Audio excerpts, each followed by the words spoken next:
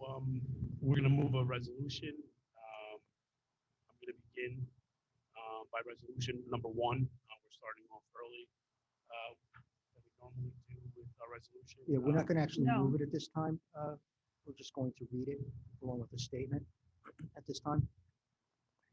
Resolution 1 or the statement? Yes, okay.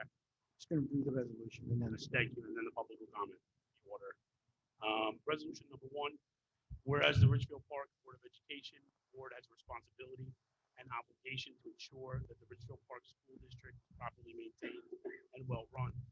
And as whereas the board further has fiduciary duty to make decisions that ensure the educational welfare and individual needs of all students in the district are being properly met.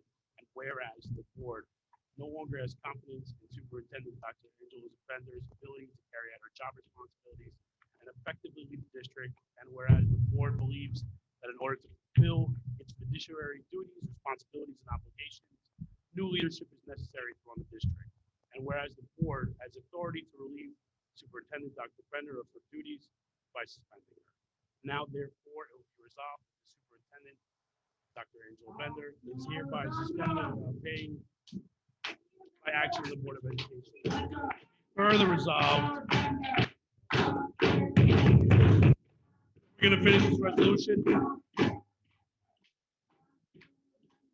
Be it further resolved that the Superintendent, Dr. Angela Bender, is hereby relieved of all of her duties as Superintendent of Schools effectively immediately.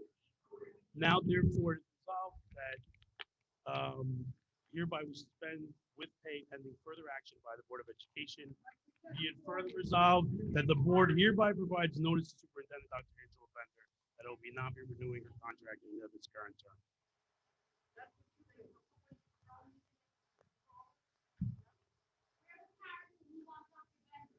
Thank you. You'll have your time to comment. Thank you. Mr. Tevis? yes, sir. Is resolution public statements? Order.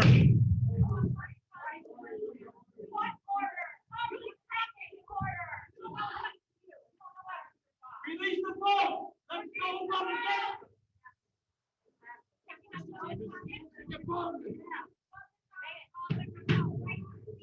Are we moving to public comments now? Yes. Is that the correct order? Mr. Terry? Okay, Mr. Gibbons, I believe you have a second resolution that you are going to read publicly. Yes. And then I will read my statement and then the public can comment. Correct. Resolution number 2, be it resolved that Barry Haynes hereby is appointed as acting superintendent of schools until June 30th, 2021, until such time as the board appoints an interim or full-time superintendent, whichever occurs first. Actually, President- Chris, if I President may, I Gibbons? believe that when the board considers that second resolution, the date should be changed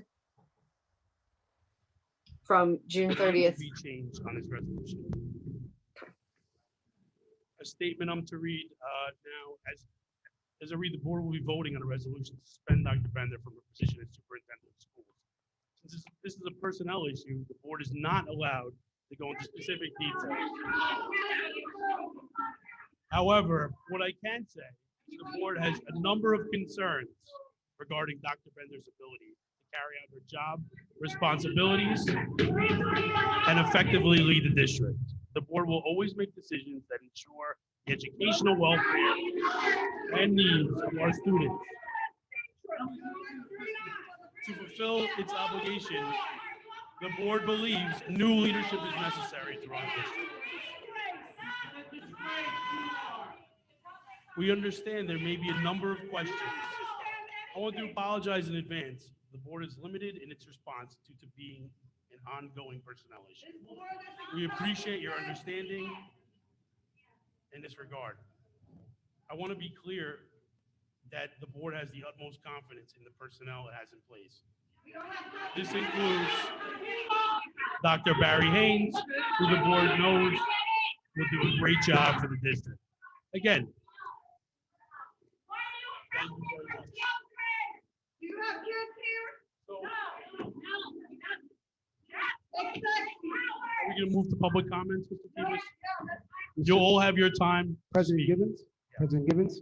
Yes, It's also- at what point will board members be able to explain their vote and have a comment on this resolution? well, we're not voting on it at this moment. Okay, trustee Martinez. That So we will be come voting in after, public. after public participation, then the board will vote on the resolution. But at what point do we get to make comments on this resolution? As I- board members? I can That suggest. is we go- after there's a motion and a Upon the public second on the participation, resolution, then, I'm sorry. Go ahead, Carrie, I'm I'm sorry. sorry, Carrie. sorry, I was going to say after there is after a the resolution motion is moved and a seconded. second, then board members will have an opportunity to comment. The reading of the resolution Thank at you. this point in time was just to provide the public with advance notice that the board may be considering this resolution during the resolution portion of the meeting, so they can comment on it during the first public comment period. Thank you, Carrie. You're welcome. So are we gonna immediately move to public comments now? Carrie, was that the order agreed on? Mr. Tebow? Yes, you can open I'm sorry, public Mr. comment President. now. We're gonna move to public comments now? You can open it up. I'd like to open up. the public I would comments. suggest you do the people that are in attendance first and then Zoom participants second. That's just my recommendation. Yes, thank you. And I'd like to say, it's your First Amendment right to speak your mind, whether it's positively or negatively.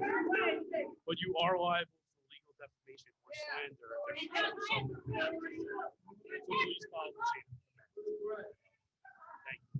Thank you. You went for us. You went. Could I have the first comment, please? We have 3 minutes. Thank you.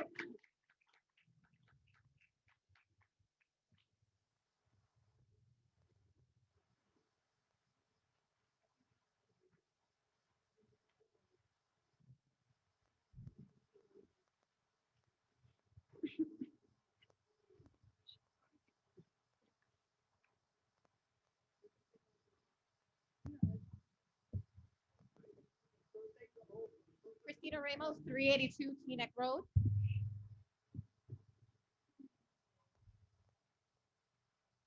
Have a few words.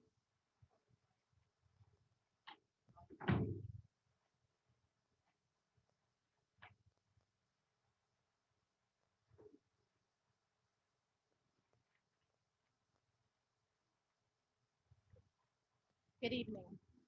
We've had a rough year navigating in an unfamiliar world of a pandemic. But even more so, this has been a rough year for our educators who have had to figure out ways to continue to deliver an education remotely to our students. Our district leader superintendent, Dr. Angela Bender, had to make some hard but necessary decisions along the way to keep our students and staff safe. Aside from keeping everyone safe, she has also managed to keep moving the district forward. This has been no easy task, but yet she has accomplished more in her first year during a pandemic than her predecessors ever did in the previous years in a non-pandemic world.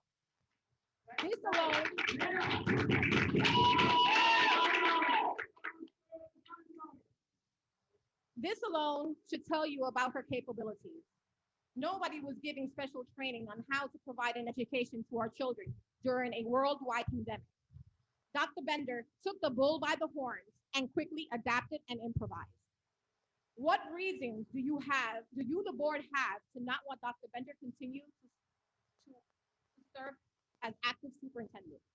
You should be able to back your ideas and decisions by facts and data, which you, as of now, you have failed to communicate to the public. Your job as board members is to maintain a relationship and transparency with the community, which you have not. You have held several special meetings behind closed doors to discuss the performance of our superintendent. What are your findings?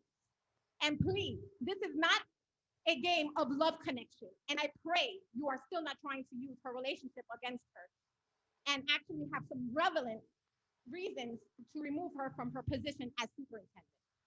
I would like to recommend the board to tread lightly. As for what I have been seeing here is the school board abuse of power. let me say it again, an abuse of power. Board members who are willing to go through full lengths without hesitation or a care in the world of how this decision can affect the students and taxpayers of this town. I'm not a politician, nor do I like politics. Thank you And very if much, I had to ma'am. give more Your speeches 3 here minutes are at up. this podium, If you could come back on, that's your right. Can we I please had have- to wait here an hour for you, 2 hours. I deserve to speak. You're gonna interrupt and we'll call the police. I deserve to speak. It's true, he should get to the I'm mic. I have it right now. 3 minutes I are up. said, as a parent, Next speaker, please. 3 can minutes I are affect up. the student taxpayers? Are you gonna let me finish? Because now you're cutting to my time. You can come You're back not gonna on cut and into my time. follow the I'm rules. sorry. It's This is morning. so everyone Let can me speak. speak. Now you owe me time.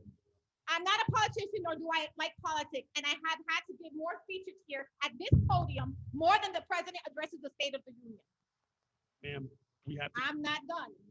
I don't care. Why? As a parent, I cannot go to our children I cannot go to bed confident in the board members sitting up before me to do the right by At our 3 children. minutes, you can We be cheat. removed from the meeting. Find myself standing up by the adult bullies that are sitting on the board. I have witnessed years Ma'am, you of could come back mismanagement on. in our district, and finally, when Your we 3 have minutes someone are who up. takes the position seriously, you want her gone. Can we please have the Tell next us community, why. the public? Tell us why. I stand You here, cannot comment. I stand here in support of Dr. Bender and want to have, I stand here in support of Dr. Bender and request that the board members who are against her to either give us If you relevant don't reasons yield to the next why community member, the police want will to be have her escorting fired, you or out. please stand down. 3 minutes. What was that? Everyone has 3 minutes. I'm not finished. Your police, go ahead, call them. Everyone has 3 minutes. She can have my 3 minutes. It is a shame. It is a shame that our focus and time are being wasted on this nonsense. This should just prove to the community that the problem is not our superintendent. The problem is the toxic and negative board members who should resign their position as board members. Thank you for your comments. Can I please have the next member of the community? And please, anyone that interrupts, you can be escorted out by the police. Everyone has 3 minutes. Everyone has 3 minutes. Ridgefield, That's the rule. You can come back on. You're allowed to come back on. Ridgefield Park Board of Education, I don't. parents, Dr. Bender. Name, sir, and address, I'm sorry. Name and address for the record. The parents here are all here for one reason. We are more concerned Mr. about Raftery, how much ask you for the record time. for your name and address just before you begin. John Raftery, 54 Euclid Avenue. Thank you. We are more concerned about the amount of time someone uses when they speak, rather than the welfare of our children. It is the law. These are the rules. You can come back on as many times as you like. When we have something as important as dismissing a superintendent who is willing to take our education system here, while it has rotted for 20 or 30 years, it is more than obvious to me that time ought to be allotted for people to speak about that. You can always come back on, Mr. Raftery, but 3 minutes is the limit for everyone, and those are the rules. We go need by. an exception to that tonight based on the circumstances. You can come back on, sir.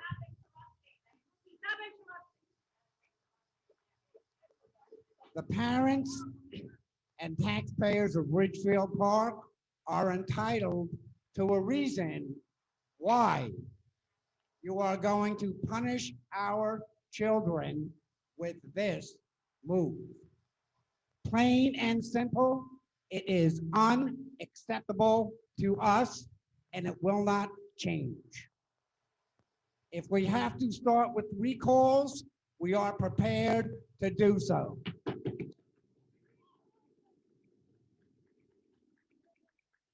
Our children have been screwed around long enough. Then came the pandemic, the politics, screw them around some more. Thank God Dr. Bender was here and did her damn best to make it through it. With the help of the Board of Education, I might add, okay?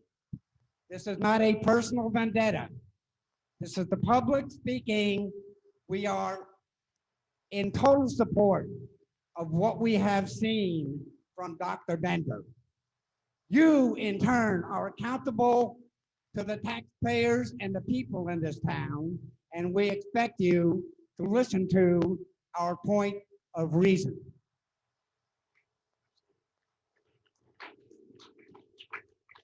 Ridgefield Park School System has taken a dive. 2014, Dr. Bender, Grant School, National Blue Ribbon for Excellence. Raftery, if you'd like to come back on, you'd be able to. 3 minutes is up. And our next. You can call cops on me if you'd like. You can't interrupt. You're the one who brought up the cops up, not me. Interrupt each other, and we can't just do what we want. We have a right to our voice You're and allowed to come speak, back on. and speak. We will. You can say whatever you like. We're going to do it the way that we want, not the way that you want. Thank you, Mr. Raftery.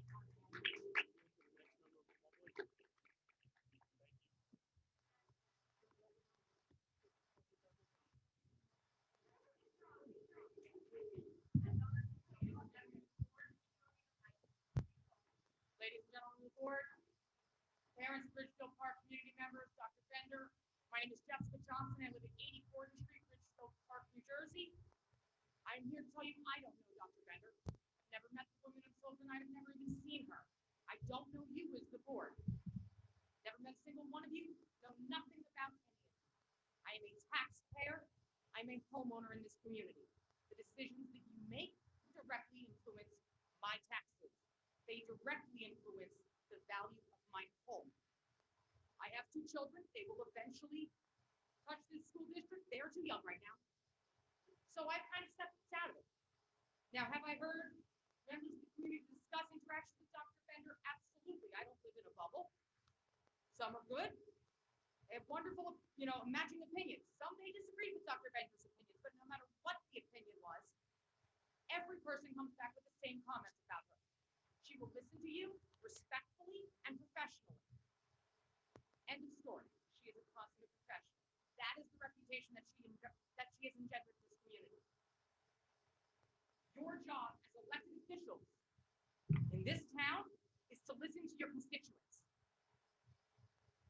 This year was absolutely the worst year for any educator. I don't care whether you were the lunch lady handing out lunches, a special ed teacher for the 2nd grade, a high school chemistry teacher, or the superintendent of schools. And all I know is that was this woman's first year in this role. And there is 0 reason that you can justify firing someone after this particular year. I don't know if she did a good job. I don't know if she did a bad job. What I know is that this year is not the year to judge that person. And if you let this woman go, she has every right, reason, and probably, based on what I see, the full support of the community to sue for wrongful termination. Now, whether that suit will fly or not, that's not relevant. What is relevant is that your legal fees are going to drive my taxes through the roof. And so I would respectfully ask for you to please take into consideration the views of your constituents. And if you are not willing to take those views into consideration, with all due respect, I would ask for your resignations. Yes. Should you be unwilling to comply, either taking those views into consideration or tendering your resignations, I have no skin in the game, and I have absolutely 0 problem going to the Board of Elections of the state of New Jersey and filing a grievance and a vote of no confidence. Yes. Thank you very much. I respect everything you've done this year for our community and our children, and I do believe that you have the best interests in your minds and heart, but you do need to listen to this community. This community has a voice, and they are the reason you sit on this board. Thank you.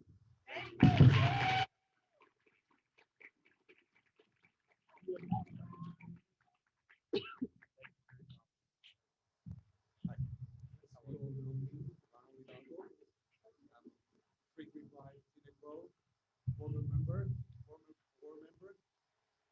And as a former board member, I know what the duty of a board member is. Board member is the liaison between the community and the superintendent. And your job, every one of you job, is to represent the community, what the community wants. What is these people want? Not what you want or the personal interest that you have. Yeah.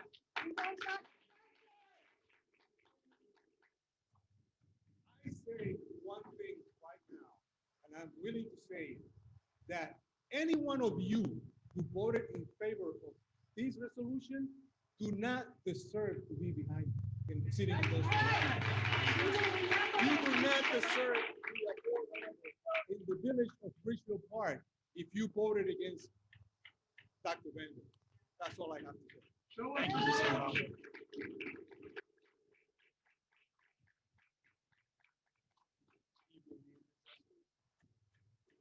Susan DeSantis, 15 Homestead Place.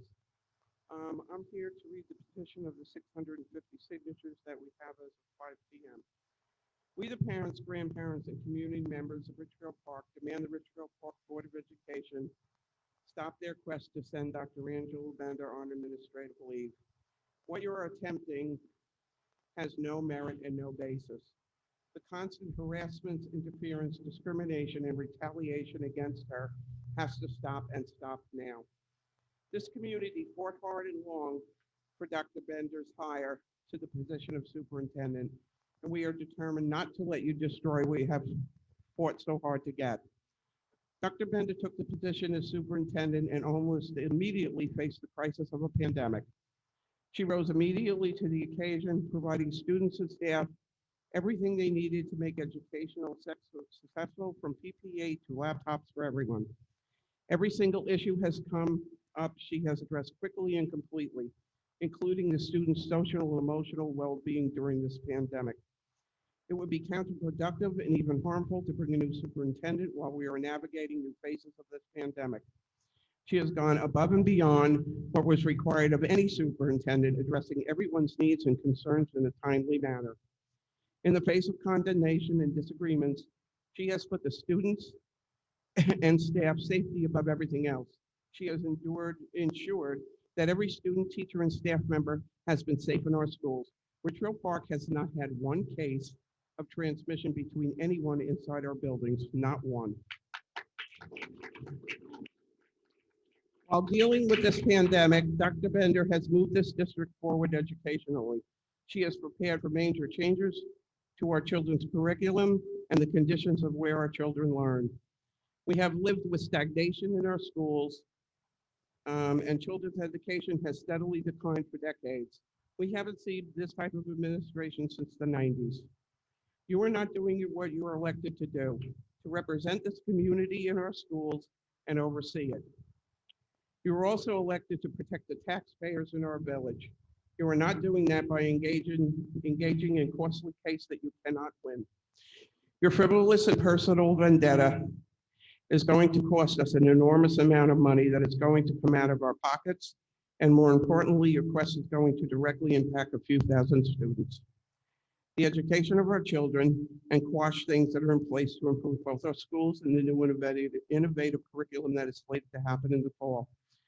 We will take all actions within our power to stop and end this attempt, including a recall of your election as board trustees. In addition, we all fought too hard and for too many years to get Dr. Bender as superintendent. And thanks to Ron Hidalgo and his willingness to hold the line, we finally won that battle. Mr. Sanders, you're approaching 3 minutes now. Well, I have about 2 more minutes to go. You can always come back on. Now, I will be respectful and I will come back up and I will finish what I have to say. Thank you, Mr. DeSantis. We're gonna give you time to have your-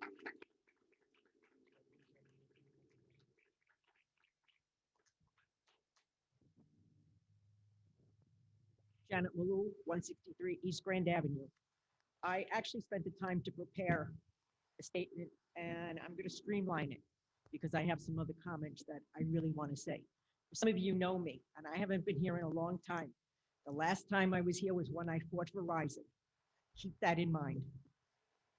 I'm speaking as a parent, an educator, a taxpayer, and the various interactions that I've had with Mrs. Bender, Dr. Bender actually, over the years.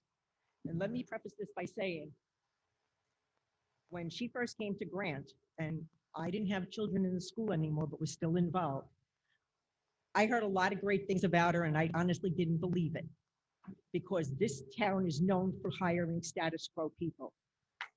I met her, I spoke with her, and my opinion changed immediately. This was what we needed in this town. And I was certainly behind her when she became superintendent. And she has been available. I'm the vice chair of the RP Arts Association. Anytime we need anything, or we're honoring the students of this village, she's the one who comes. I never see a board member, but she comes.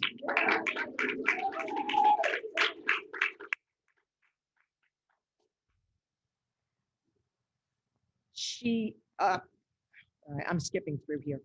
From a different perspective, when she took over the school system, this was in shambles. It's the only way I can put it. As an educator, I have followed everything in this district through the years. And coming out of a district where we were superior to here really was very frustrating. Within months, she was hit with the pandemic. And she still made sure that she kept her staff, her students safe while maintaining the education of them. It may not have been perfect, but no district I've ever spoken to was perfect during this time. Yet she still found a way to focus on looking to the future. The programs that she's looking to put in place for the summer. What are you going to have? This new person come over and take it over and take credit for it? That's what it appears to me. Either that or the programs will be lost because the people that were lined up were willing to work with her and maybe not others. In my opinion, Dr. Bender is the breath of fresh air this district needs.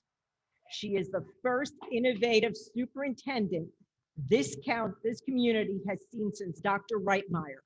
That was back in the 90s. I'm just letting you know you're approaching 3 minutes. You could always just- There are professionals who took she is a profession, these two are the professionals that took the challenge to benefit the children, not for personal agendas. If you choose to remove Dr. Bender from her position, then I expect every trustee who votes in favor of that decision to resign your positions. You haven't seen what she can do under normal circumstances. So how in good faith could you remove her now? Put yourselves in that position in your jobs. You come new to a job under these 2-year circumstances and your boss says you're gone for no good reason. And if you're talking about it from a personal point of view, well, some of you don't have the history around here to know. We've had people that have actually been involved with students that eventually married their students. So stop and look back, Ma'am, you're- think back. I'm sorry, Mrs. Bowles, but your 3 minutes are up. Now we're on. Well, page 4. My last don't- comment is, it is time for you to put your personal agendas aside and do the right thing. And I am watching. And if I need to, I will, like that woman earlier said, start going further because I've had it. Thank you.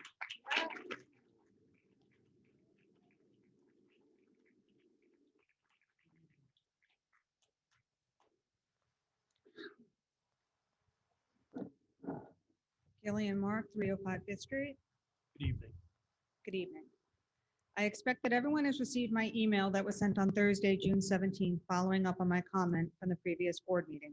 It includes the minutes of the August 28th, 2019 board meeting that I had in fact brought up my concern regarding Dr. Bender's personal relationship, and that the board attorney responded that the School Ethics Act generally only applies to relatives. If you missed my email or mistakenly deleted it, you can review the information in the minutes from August 28th, 2019 meeting. Unfortunately, new rumors are now running wild in town that Dr. Bender is playing fast and loose with funds. Isn't this why we have a state monitor assigned to us? How can she be at fault in this way if he's doing his job? I think it is deplorable that anyone on the board or friends of the board members would spread these baseless rumors. The thing is that on March 29, 2017, when Mr. Koenig's employment was hanging by a thread due to $2.5 million fiasco, he was not put on leave. Here we are tonight, and the board is ready to put Dr. Bender on leave.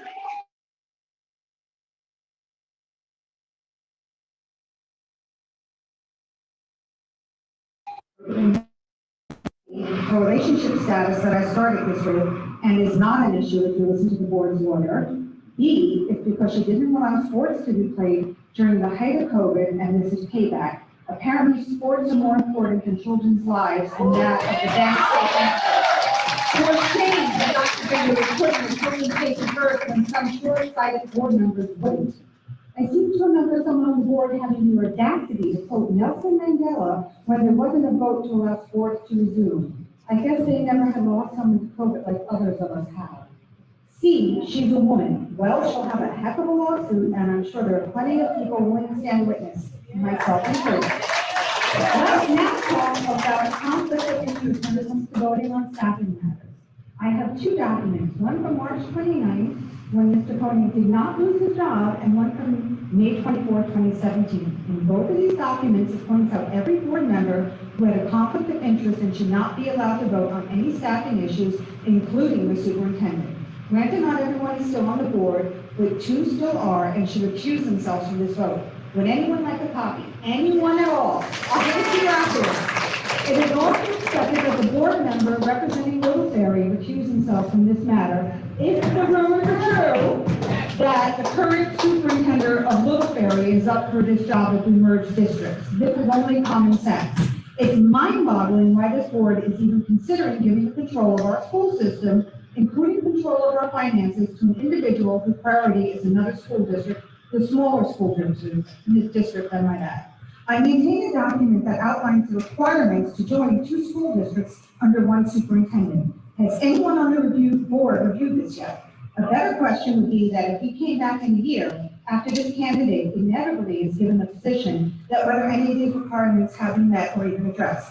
Unless the other option is not to merge with Little Ferry and go back to an interim superintendent, which is taking 4 steps backwards. Why do this unless we're waiting for a friend to get the superintendent's license and then have that?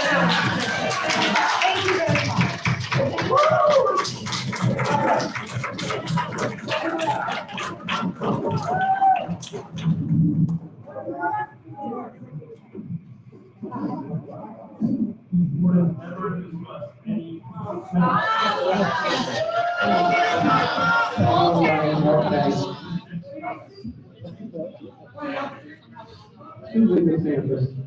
In addition, we all fought too hard and for too many years to get Dr. Bender as superintendent.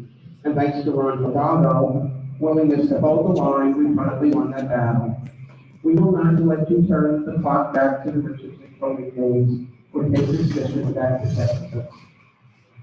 Just as you erroneously believe that giving back state aid in advance is going to get rid of the state monitor, I'm sure Dr. Bender is going to fight this, and I'm just as sure that you are going to lose. You all fail, they believe the insurance will cover this, but they won't really see that this is arbitrary and capricious on your part. This will be an extremely costly lawsuit that will come out of our school budget and directly impact the education of thousands of students. The only way to pay for this lawsuit is through the school budget by cuts to capital projects, programs, and slated curriculum improvements. Not only are you frivolously costing the taxpayers money, you're hurting every single child in this district. You're elected to represent the children, parents, and taxpayers of this village, not for your own agenda. And you certainly were not elected to represent Little Ferry's agenda. You are trustees of the village of Ridgefield Park. You are not doing what you're elected to do, and we will stop you. There are hundreds of people that are willing to do what it takes to be for your elections, if that's what it takes. My suggestion, no, our suggestion, is you stop interfering with nonsense and vendettas in your own agenda and do what you're elected to do, which is to support the superintendent in making the improvements and changes needed to this district and represent the village of Ridgefield Park.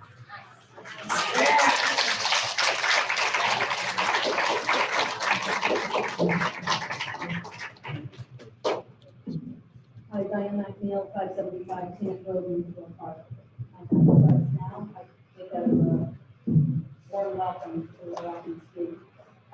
I have 3 topics that I want to cover. I went to njsba.org to try to get some frame of reference because I want to speak to each of you. I know a few of you on the board. I have confidence that a few of you are going to do the right thing. Others, I'm not so sure. The role of board members, according to the NJSBA, is above all, board members are responsible for and to district students. Every policy they approve and every action they take must be based on what is the best for the education of those students.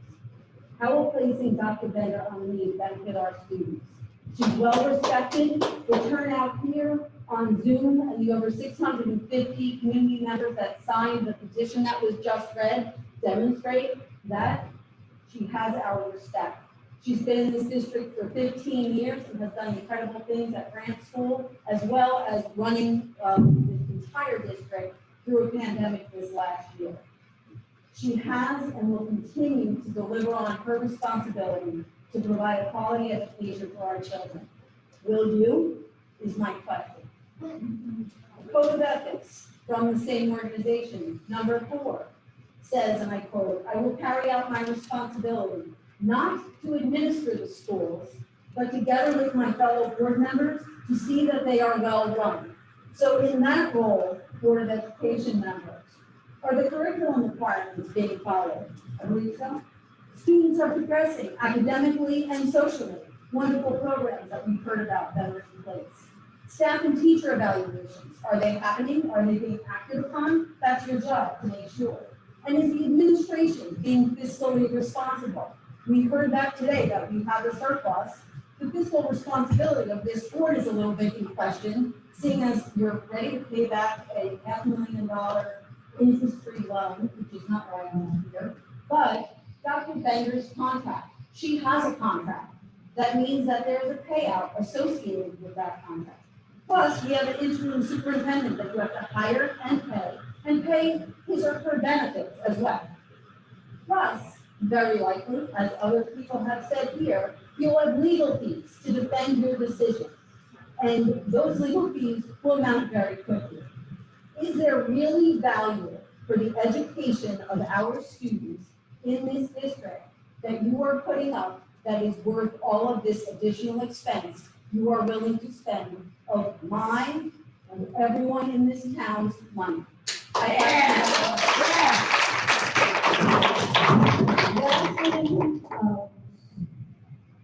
Lastly, the state monitor. I would like to know his position on whether or not the Department of Education can be involved here, because we are making a grave mistake.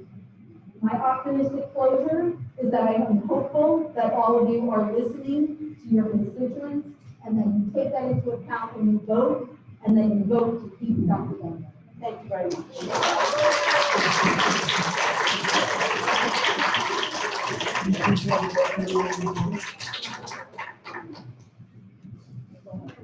Oh, no.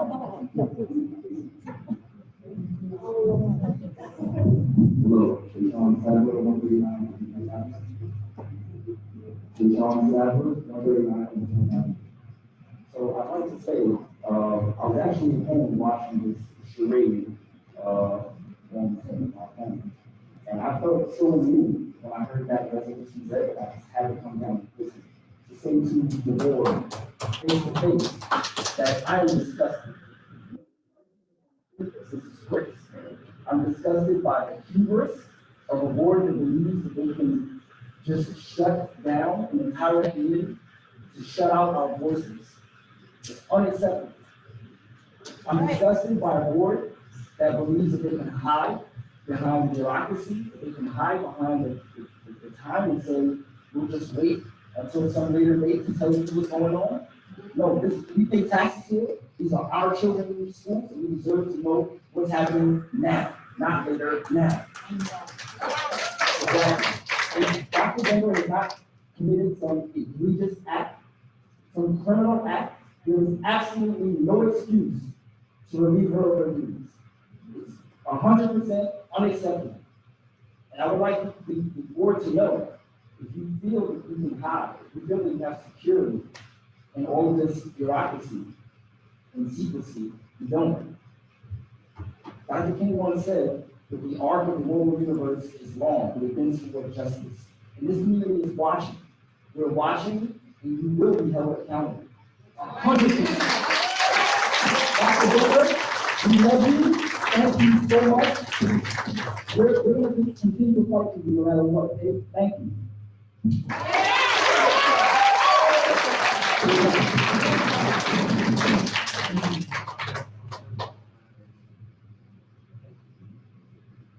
Jennifer Schmidt from 38 Fifth Street, Ridgefield Park.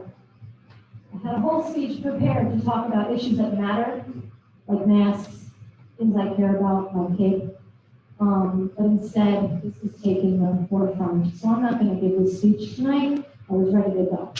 And I have a lot of support behind me, but tonight's not for that. So instead, off the cuff, I just want to say, me and Dr. Bender disagree on a whole heck of a lot when it comes to a pandemic and when it comes to masks. Other than that, I don't know much about her either. I stay out of this. As long as my kid is getting a good education, I'm very happy, and I want to just go about my business. All I want to say tonight is I'm so proud of the people that stood up, and they've spoken so eloquently and spent their time to speak and sit 2 hours out there so that they could be heard. It's a wonderful thing. It's why I stay in this small town. And Dr. Bender, no matter what, no matter how many disagreements we have, like I said the last time I was here, right is right, wrong is wrong. I'll always stand up for what is right. And what is right is to keep Dr. Bender as our superintendent.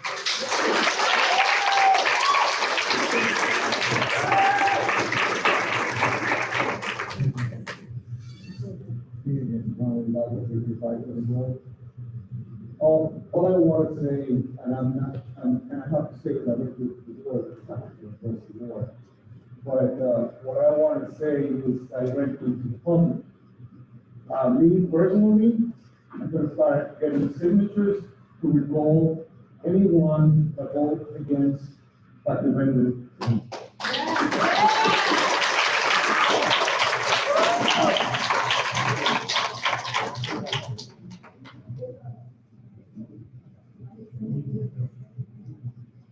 Good evening, as you see this, Demikoff place, Ridgefield Park. We use a pretty dark day here. About as dark as a day as Ridgefield Park has ever experienced. You have Dr. Bender, who was brought so much to our district from when she was a principal to the time she was superintendent. You have all these community members that see what she's done. She's brought technology and advancement during COVID, which puts us way ahead of what many districts have done. She's put in new programs for FP 79 tonight. There's so much she's done for you, and it seems to be completely unappreciated. You have to appreciate it now. I've been through a lot of superintendent evaluations, 24. And in the worst case scenarios, we sat down and worked out a goal and a way to work things out with the superintendent. This is unheard of. This is disgusting. There are a couple of you, and you know who you are, who I believe will do the right thing. Maybe if you. I want to just quickly speak to Mr. Gomes and Mr. Rodriguez. You're new on the board, you haven't seen how things really work. I'm sure a lot of it is a big surprise. This is not what is done to a first year or second year superintendent, never mind in the COVID situation that we've been in the last year. no sickness in our schools, kids still excelling, teachers still doing well. What have you done? Give her a hard time the whole way. This is absolutely personal. When there's personal relationships, let's not go there. Whether it's not you want to put one of your goons in a position, let's not go there. And you hide behind the fact that you've had more private meetings than any superintendent evaluation than I've ever been through. This is wrong. It's disappointing. It's a shame on our community. And those that vote for this don't belong. I don't you, Mrs. Rodriguez and Mr. Jones, I don't know what you're going to do tonight. Believe me, in all the years' experience, you're listening to the wrong people. Don't do the wrong thing, please. And if you are going to do the right thing, and those that don't, well, you've heard how the community feels about you. This is personal. Graduation is next week. And Dr. Berlinda will be able to speak at it. It's pretty cool, isn't it? Or maybe that's what you wanted it to be. Outside, there's a sign, says Ridgefield Park, Senior High School. A non-bullying campus. Well, maybe this should be given to the Board of Education. That's okay, if I wanted to keep doing my work, that's wrong with me. Thank you.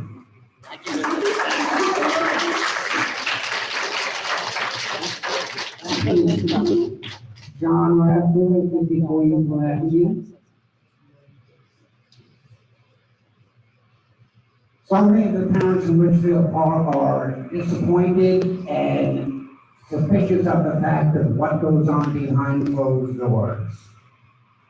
You've heard a good deal of our speakers, and I'm asking if the board is willing to reconvene and take another vote on this before it goes any further. Or would the board be willing to raise their hand in front of the people who pay for everything and show us who stands where? Can I have an answer to that, please?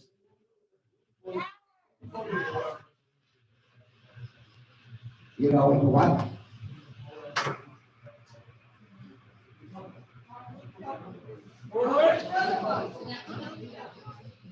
Will that be behind closed doors or open? Yes. There we go.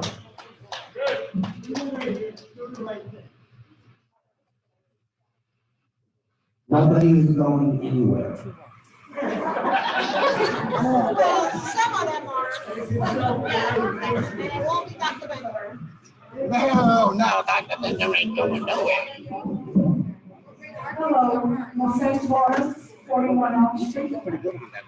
I did not have a speech prepared today. I came and was moved by a lot of what I heard here today. I have known Dr. Bender since she was the principal at Grant School, her first year when my son was in kindergarten. I have put 2 children through this school system. My daughter, who's older, graduated 26, and never have I seen the type of work that Dr. Bender has produced. She's got more moral conduct, she's got more gum, she's got more, I want to say a word, but I'm not going to, than any of the other superintendents, male superintendents that were there before her. And I know that because I put 2 children through this school system. My son was in grad school during the year that that school earned a blue ribbon certification. We were very proud of that. I was the president of the PTA under Dr. Bender, and always, I knew that she had our children's back, which is evidenced by the work that she has produced in the last year and a half. I beg you, board members, to do the right thing tonight. This is not personal. Our children, and I don't have any children in the school system anymore, But all the children of all these people that are here supporting Dr. Bender, I'm speaking on their behalf. Do the right thing for those children.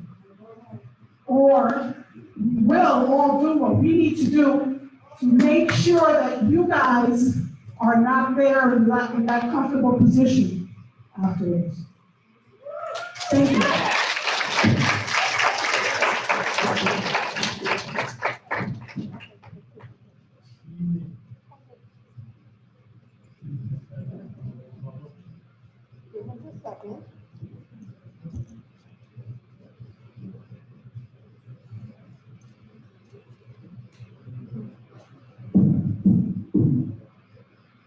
My name is Nicole Hayden, and I live at 100 Grand Avenue in Oak Park.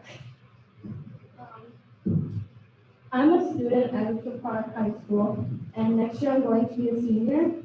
So I've been a part of the school district my whole life, and ever since Dr. Bender has been our superintendent, I've seen a lot of major changes that I have not seen in previous years.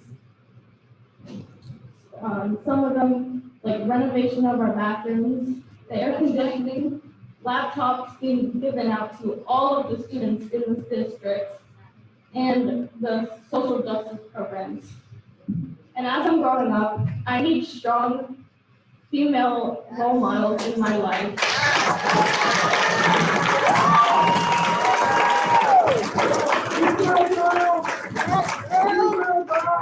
Dr. Bender being one of them. I don't understand as to why anyone would want to get rid of her, especially because of all the positive changes being made because of her. She's working towards helping the students and making it a better place for them. And I would hate to see the students coming up in future years lose someone that works so well for them. And it would be really great to have more females in charge to show leadership for the younger students. Thank you.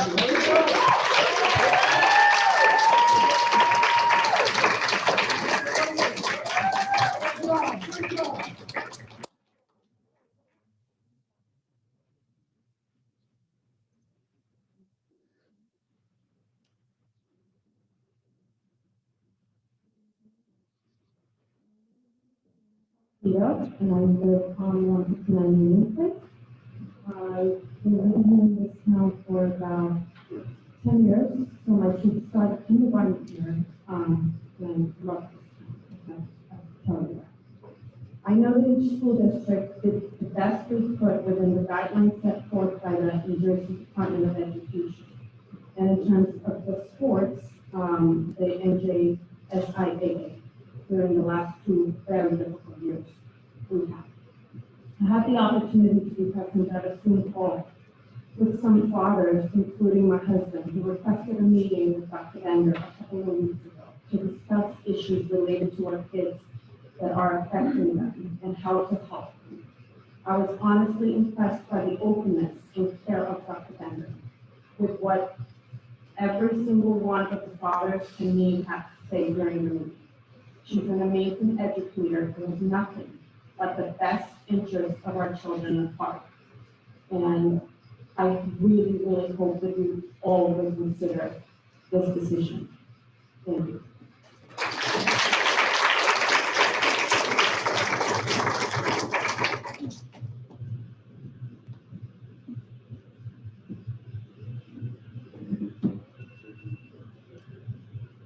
I'm putting my one camera on Facebook.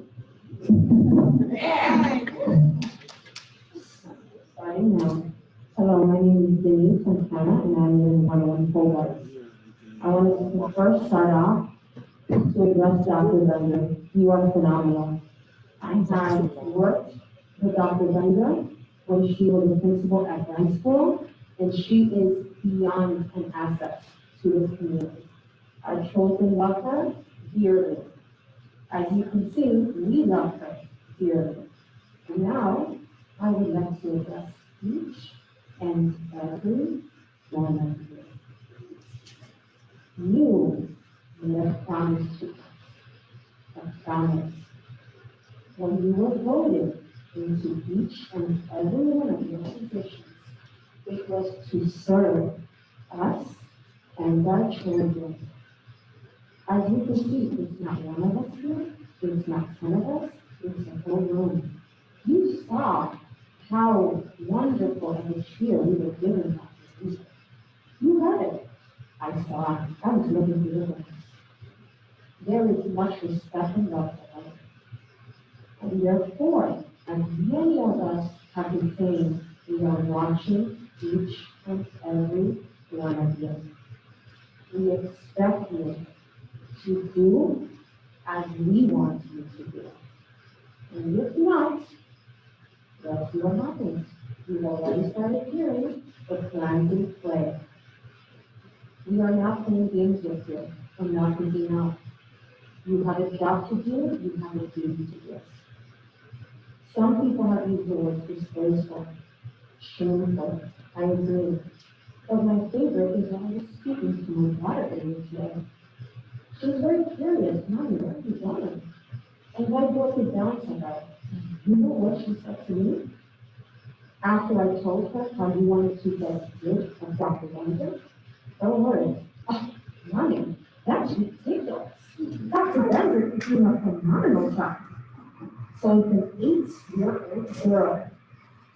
8-year-old girl knows what a phenomenal job Dr. Bender is doing. How can you be so young? How can you be so deaf? How can you? How dare you? You're watching, and like people are saying, you're not reading this, you see. Thank you so much for listening.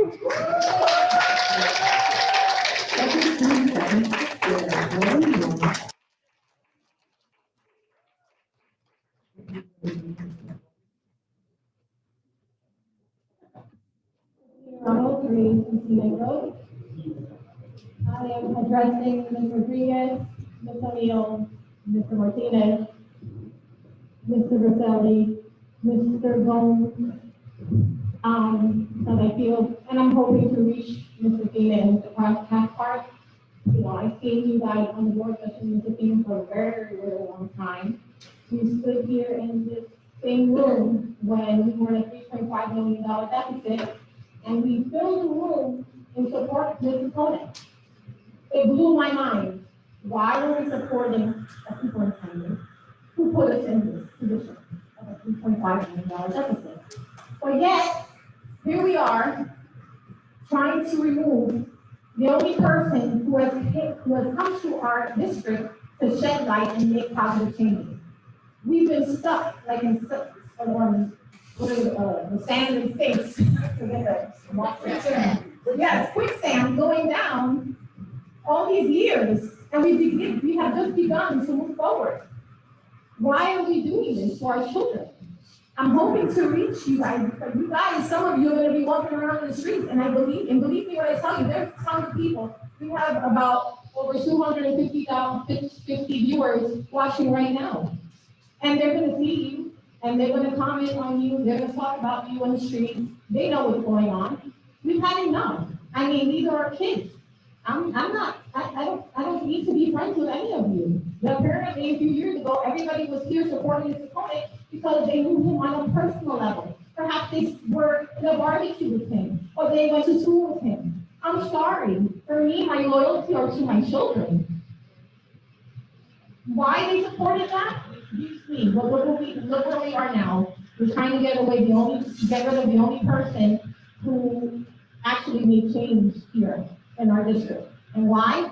The only problem she has is that she was born a woman. A strong one, who maybe is not going to go along with what you guys have planned.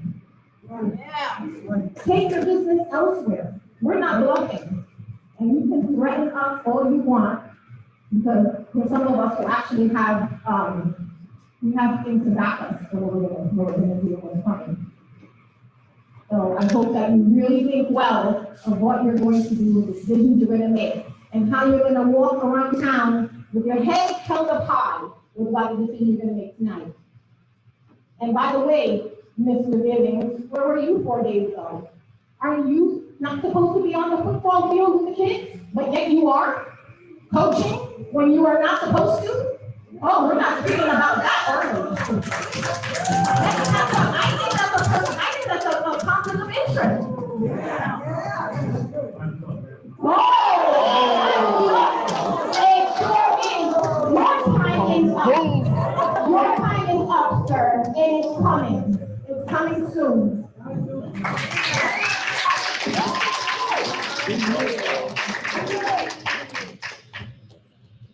Hi, good evening. My name is Mrs. Incredible, 142 4th Street. I wasn't looking forward to saying anything tonight, but I don't know, I just something came over me and I don't see no time I tried to speak. So I moved into this town a little over a year ago. And I come to you as a parent, as an educator of 20 years, not in this town, as a taxpayer. And this is a good person. And I fell in love with this town. My neighbors are beautiful people. They're the kind of people that will shovel the smoke if they have a snow blower, or just friendly people, friendly faces all the time. I love the moms that became not just friends, but family. I've had lots of great experiences with schools, with the teachers, with the new principal, Dr. Ferraro, and then Dr. Bender. Dr. Bender has done just beautiful things for our kids, academically, all the programs that she started. She's an amazing, strong voice, but also a strong female voice. And I have 2 girls, and they wanted to be here tonight. And I said, no, just stay home, you'll get a little crazy. So this is my first negative experience in Ridgefield Park. Aside from the teenage boys that pop wheelies on me. Yes. But you want to know the difference with them? They don't know any better. They don't know the damage that they can do. They don't know. They can't see ahead and see what's going to happen if they slip. You know better. You know what can happen. So please, I'm not here to threaten you. I don't know all of you. I don't know the history. All I know is that you know what you need to do. So please make the right decision for our kids, for all of our kids. Thank you.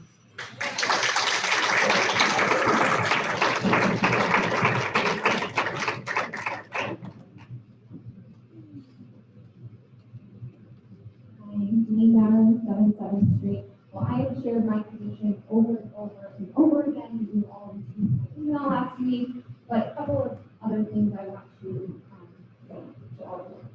So Dr. Bender and I have a shared history. We both started teaching in the same district. I'm still there, a phenomenal, cutting edge district that I've been very blessed to work for. Let me tell you about how this phenomenal, cutting edge, noteworthy district handled this past year. 9/8, we went back remote full day. Having these kids on the computer for free of pop and torture. 2 weeks later, she just had to come in 1 day a week. So that upset all our technology, the whole schedule.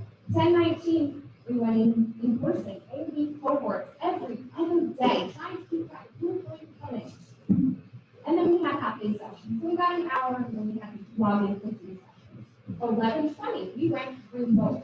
Went half-day session remote. 12:1, full shutdown, full days again, back to that 3 o'clock schedule. 2/4, cohort A and B, half-day sessions again. 2/17, all our IEP students came in 5 days a week. I teach the IPR class. That meant I had an A cohort, a B cohort, a C cohort, and my remote kids, which is my B cohort. Teaching all at the same time without devices in the building. Trying to keep track of English papers. Oh my goodness, English papers. Some kids had written on paper, some kids had written online. And then the next day they were never here. 3/19, 2-week shutdown, and then back to those half days. 4/12, full days, full 5 days. And that was how we ended. There were a lot of changes to our schedule. I have a strong teacher network. I talk to a lot of teachers, and a lot of them have the same situation. I think RP got it right this time. I think as hard as it was for the parents and for the students and for the staff, there were a lot of districts that were so much worse. Instead of attacking Dr. Bender, she deserves to be praised for working incredibly hard, not only to make tough decisions that only a small percentage of superintendents in the history of the 250 years of formal education have ever had to make, but also to move our district forward academically and socially. She didn't put initiatives on the back burner. She didn't say, oh, it's COVID year, we can't do this, we can't do that. No, we can't talk about social justice this year. She moved forward. When I was a kid, I decided I wanted to be a barber in second grade. I wanted to be a teacher. I never imagined anything beyond that. Why? Because there were no female administrators in the district. Not until I got into high school and finally, there was a supervisor. This district should be ashamed of that. Finally, we have a female superintendent, 2 female principals, a female director of special services, and in 2 years, look at how many building repairs have been made. Programs have been added, curriculum and best practice workshops have been had, conversations have started, and fantastic staff members have been hired. What you are doing is jeopardizing our economy. Our kids have been crippled enough based on mismanagement, corruption, nepotism, and theft. Let's give them a fighting chance.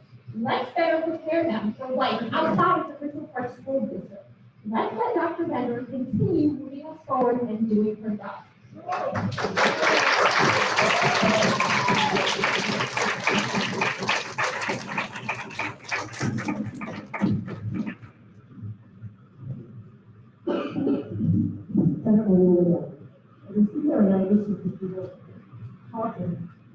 Something comes back to mind. This reminds me of back in the early 90s when the district actually, and I think everyone's heard of it, the district actually had the smart ones hire a black female PhD principal for the Eastside School. But they railroaded her out. And the only reason, in my mind, that I have stayed in contact with her all these years, she's got a phenomenal program out in Seattle that we couldn't even, what we are first looking to do, she was doing 20 years ago. Okay? And I see the same thing happening there.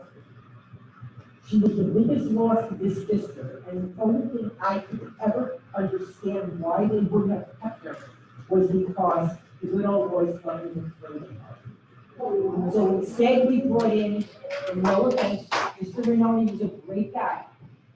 Fun-loving, loved the kids, but he wasn't the educator she was. He didn't have the background she had. And I see this happening again now. Dr. Bennett brings so much to this district with her varied background. And you're going to railroad her out because she's obviously either, you can't control her, which you're used to doing as a board, or you just want to put somebody in that you'll do what you want to do. And this idea of putting the superintendent, I'm assuming the superintendent for Little Ferry in, to take her place, you're not even holding her. If you said to me you wanted her out and you were going to do a new superintendent search, I wouldn't be happy, but I could live with that. But you're not. You have in mind who you want in place, and that's what you're planning on doing. And honestly, I don't understand how the Little Ferry rep, and I've been coming board these 40 years here. How does somebody have voting, the voting ability, and the ability to handle our finances? So this whole thing is getting very scary. Shady. It's getting shady, it's getting scary. So I really think you guys really need to rethink what you're doing. Because as you can see, you've got a lot of people out here angry and watching. And if you haven't learned from the past, then honestly, I don't know what to say. It's a sad day for this community. And like, the more and more I talk to people, they're leaving this town, one because of taxes and two because of the schools. I know people that when they get ready to put their kids into kindergarten, they're looking to move. The kids that are going to high school, they're not coming here. They're going to tech, they're going to private schools, they're going to parochial schools. What is that telling you? Stop and think. Because it's gonna come to an end, it really, really is. Or you can just kiss this district goodbye. And that's a shame.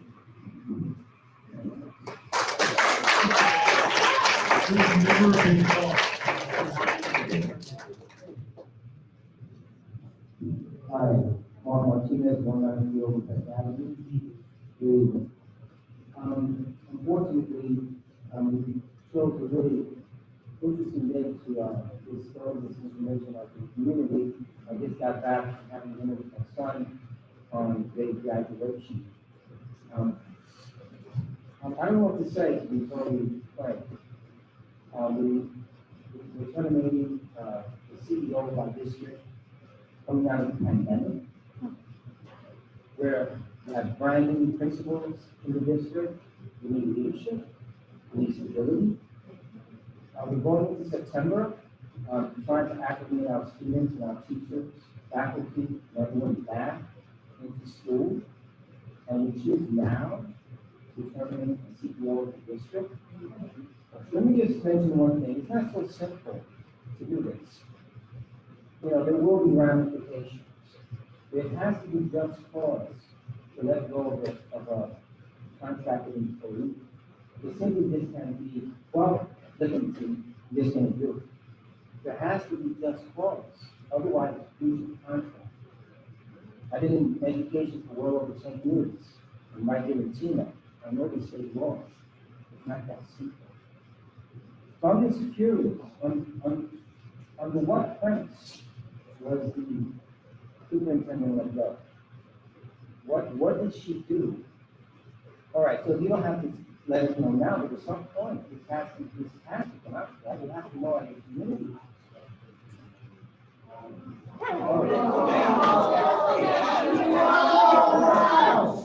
All I'm saying is this, and I'm just saying, I'm just being totally frank. There has to be just cause to let go of a teacher, a superintendent, a principal, or a vice principal. There are state laws that we have to abide by. And I know we also have, you know, the state looking over our shoulder as well. And he can easily today simply say no. He needs to be convinced as well. He needs to be convinced as well. I'm an educator. I know the law. I'm 6 months away from my doctorate in St. Paul University in education.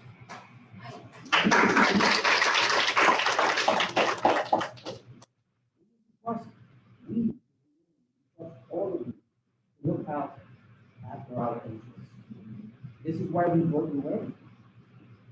I know if I sat there determining the superintendent of the district, the bar would be so high. The bar would be so high. You know, short of committing a crime. Dr. Van Dyke.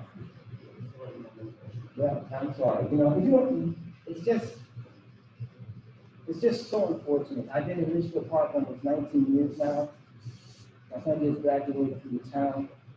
I've invested hundreds and thousands of dollars into my home and into this community. I want Mark and everyone else's children to come back to school in September, ready to rock and roll.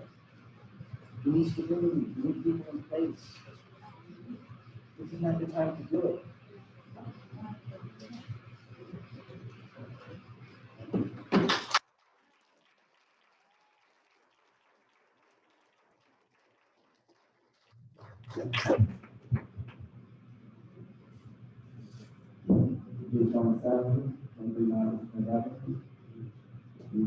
I'd actually like to make these comments to Demikoff, and I would like to request, you know, my fear is that this board is impervious to logic, impervious to basic democratic principle of, you know, representing the community that's here, to tell you clearly what we want, what we need, to have Dr. Bender continue in her position.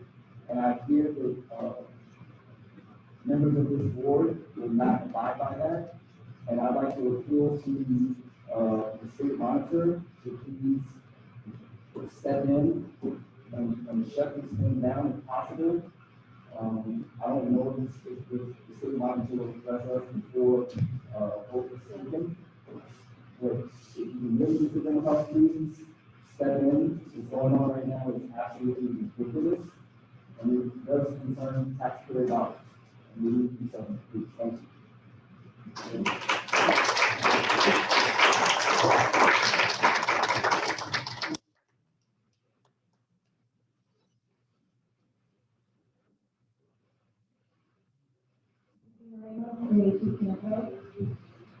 So let's talk about how this will financially affect me today. So this will financially impact them. So we're going to have to pay legal fees, with vendor. I don't go down the fight and do her right to API support, and she will win. And you guys are just losing the taxpayers' money. Why? What is your motive? Tell us why. Well, I'll tell you guys why. She happens to have a relationship with somebody who works in facilities maintenance in the building. Have we had other relationships in the district before? We have. Why is this an issue today?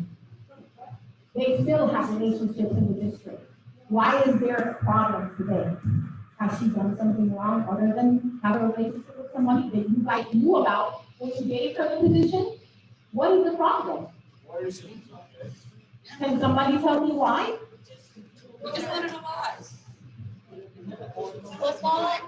Mr. Gibbons, can you tell me why? It's not a legal matter to have a relationship with another person, as it isn't illegal how other members of the board and outside of the board have had relationships with other individuals. That is not a legal matter. Why has it become legal? So the public has never had the right to know why a superintendent who does her job and does it well and brought the district forward is being let go.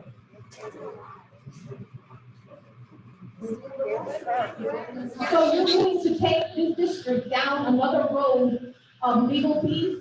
We're still not in the clear with Rickberry. Have they paid us our money they owe us? Have they? Okay, have we renegotiated our contract with them? Have they signed a new contract?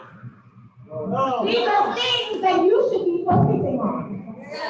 What have you done to look out educational wise other than his vendor's relationship? What have you done other than look into that?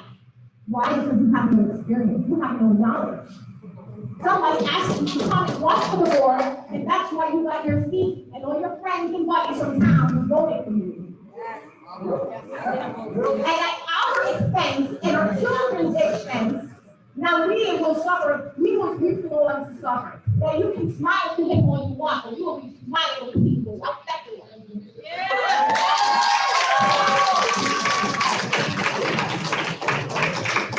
Because you will be removed from your duties soon. You will, so save yourself the embarrassment and stand down. You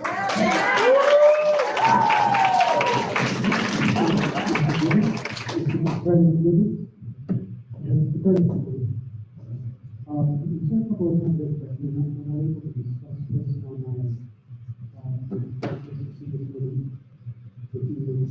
It's true. But are you fine with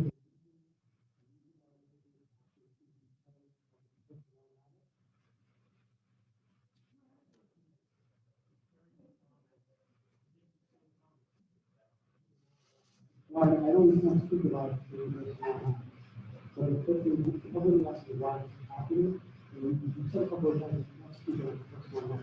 The personal matter is speaking about representing his employment, or the personal matter is speaking about somebody who's who's right, who is not good for that. That is very, Think carefully before you speak.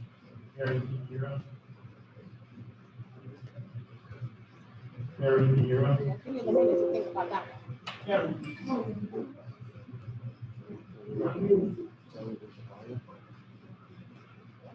Chris, are you talking to me?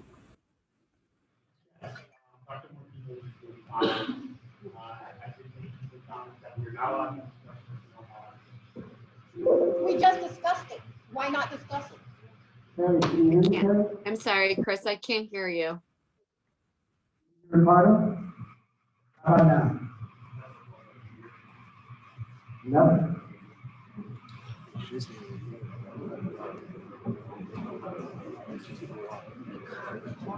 Carrie, can you hear me? Yeah. Carrie, can you hear us? Oh, now I can hear you. Yeah, that's a question, so, what kind of speaks to the court, this meeting, that's what we do. And then, a couple of times people have asked why we were taking this action, and the board president was responding that we were not allowed to speak about personal matters. And my question is the board president implying that the reason we're taking this action is because of a personal matter, or is the board president implying that we don't speak about it because it is not defending the personal matter? Who is the personal matter?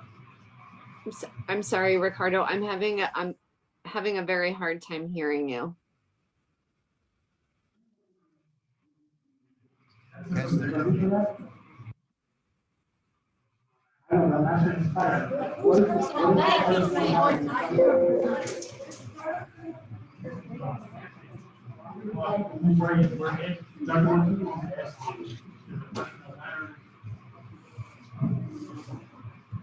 We're not allowed to discuss personnel.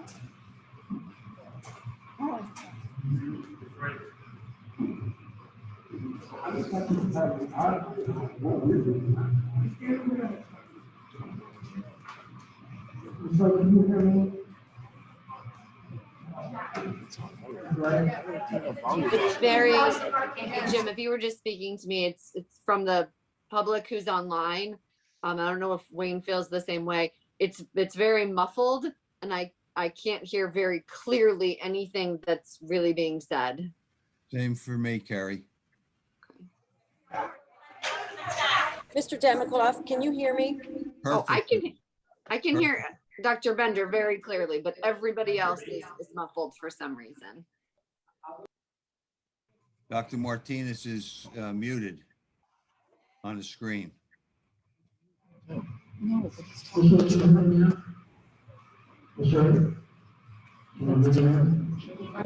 I can hear you, Jim, but it's still muffled.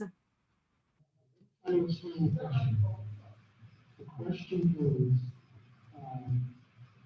Mr. Martinez is asking, why can't we discuss the action of the superintendent?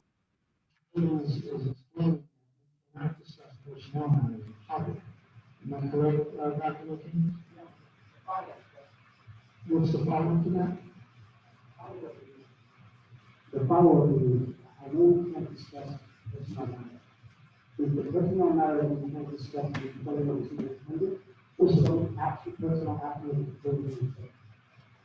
Is the personnel matter that can't be discussed with action on the superintendent, or some other personnel matter after the superintendent? I personally see no distinction. It's a personnel matter. To my knowledge, this is a personnel matter. It's not been discussed before.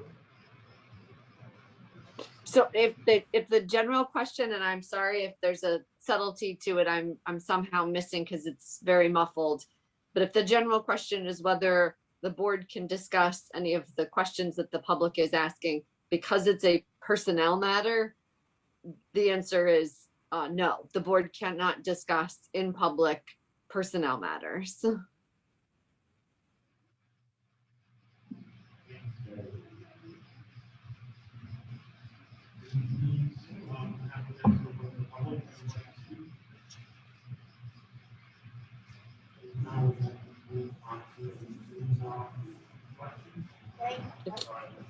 I can't hear Chris.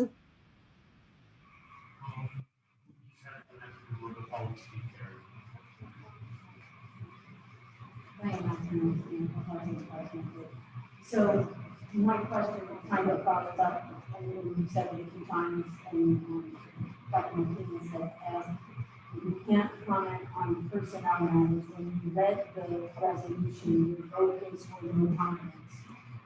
My question is, what do you not have confidence in her ability to do? Because as we've all stated, as you've seen, as we've heard, how the school year went, how the district is trending, we all have confidence in what she has done and what she continues to do. So what is it that you are not confident in that is leading you to such a drastic measure and such a disruption to our schools and our children and their education?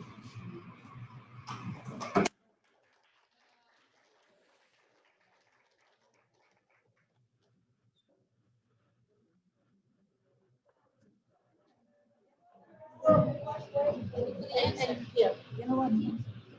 My 2 minutes aren't much. Okay, go ahead. So, right, I'd like to reply on the other thing. I was very concerned about how much time we're spending, in respect of all the people here. When we were supposed to start at 7:30, we started at 9, and the most important thing that we've done while we're sitting there is the time that every second and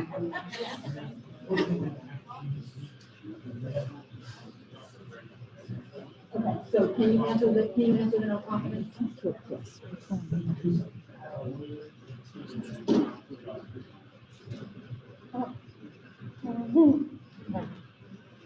Yes. Can you discuss her evaluation that she's doing that? No. It should be public knowledge, how our superintendent is doing. I mean, I know, but I want to hear it from your mouth, how to evaluate it as a board.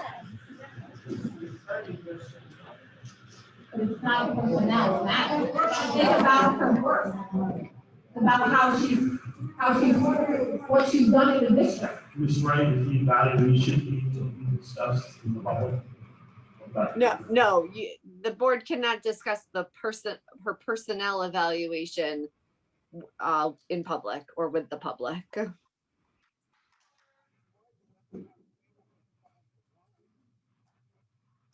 Demikoff, can you let us know what your thoughts of how Ms. Benner's performance has been since you become superintendent? What your views on that are on that? What you Can't see hear us. The time that you do with us?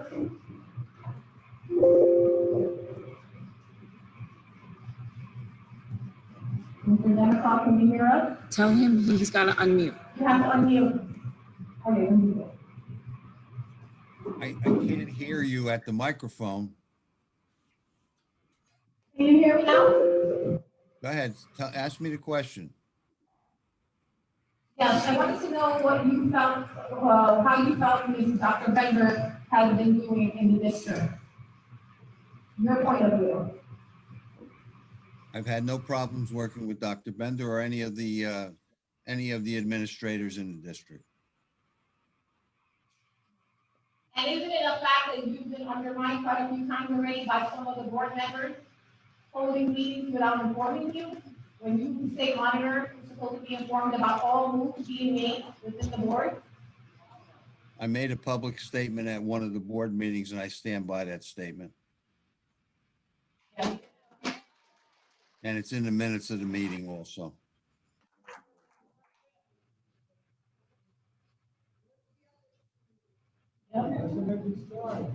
Tell the ethics committee, do we have one?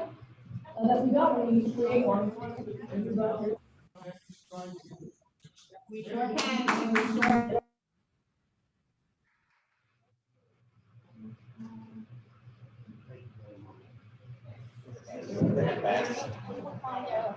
My name is Victoria David. I live at I wasn't planning on going today, but I'm saying I am here with Dr. Bender. My Jonathan knows her because she was principal in our school prior to becoming superintendent. She was well up by him. I'm also a New York City teacher. And basically what I want to focus on is when I talk to my students, there's a couple of things that I always tell them. And one of the things that I always say is be confident. Because you know what people are going through.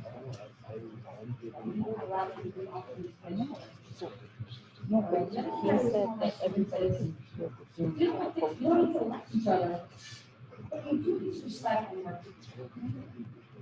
So we need to all like each other, but we need to respect and work on each other for the benefit of our kids. And no, that's good enough. That's what I ask. Oh, do I start over my turn? Okay, so I'm sorry. Okay, so what we want and need is Dr. Bender in our corner to be able to move forward, please. So please repeat.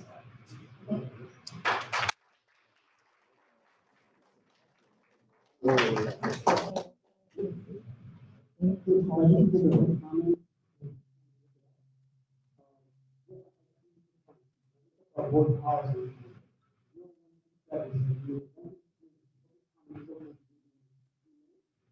don't want to limit students.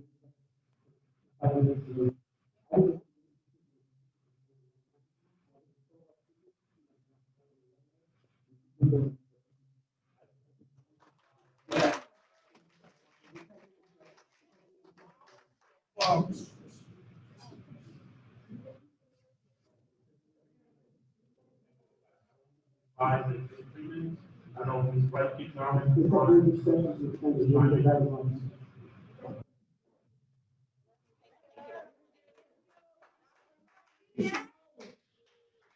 Quick question to Ms. Martinez. State line will have, issue, to this department. Does he have the power to overturn this ruling on the board? Does anyone know the answer to that question?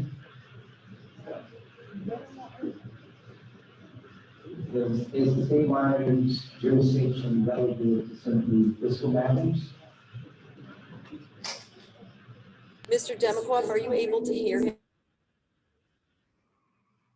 No, I was not able to hear what he said. If you can repeat what his question was, I'll be happy to answer it if I can. I can hear you, but I can't hear him. It's muffled.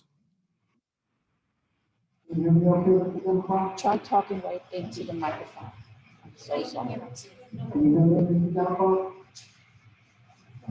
Even I can Jim, hear it's muffled. For some reason, only Dr. Bender's microphone seems crisp and clear and loud through the entire meeting.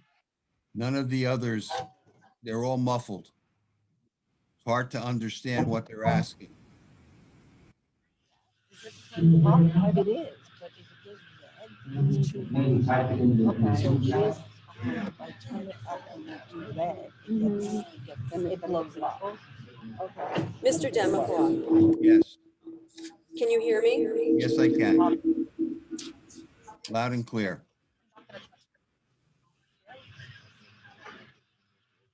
Can't hear you now. All right, I'm going to try it. I can hear Can you you. lower that? I can hear you now.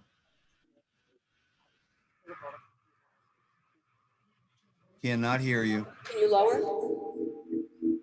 Okay.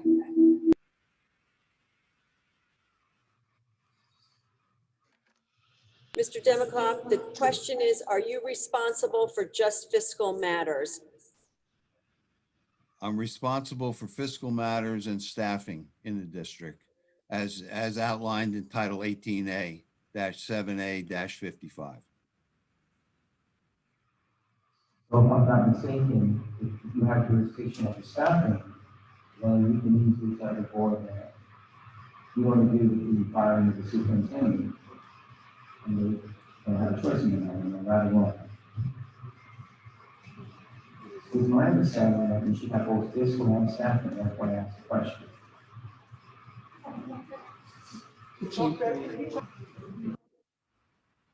It is my understanding, jurisdiction for staffing and fiscal matters. So what is the question? The question is, can you overturn the ruling of the board of firing the superintendent?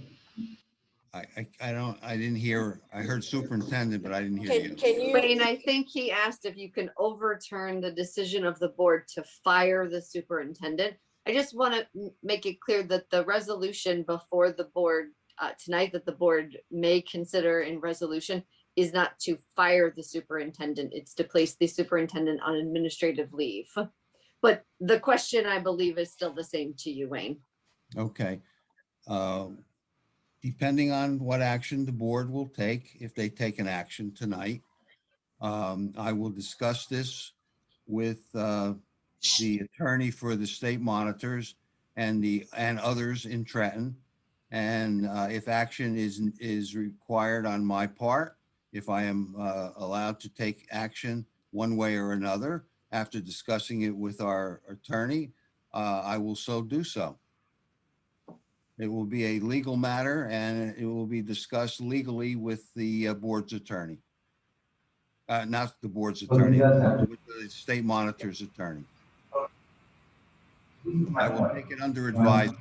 I will take it under advisement and we'll discuss it with the proper authorities before any action is taken or not taken by me. I'm gonna go home now. I consider this a legal matter. And potential. It will become a legal matter, even if you do it administratively. It will also have fiscal implications because of the liability that we're exposing ourselves to, not to mention having to pay this vendor and any other individual that we get to security duties that she's doing. So these ramifications are going to continue.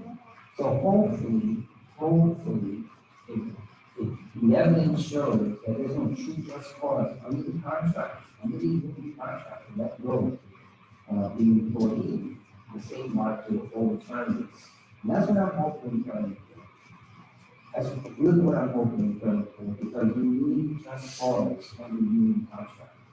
I mean, it's a very high bar, a standard of a burden of proof, if you will, is quite high. This is not like in the private sector. In the state of New Jersey, we have a right to work state.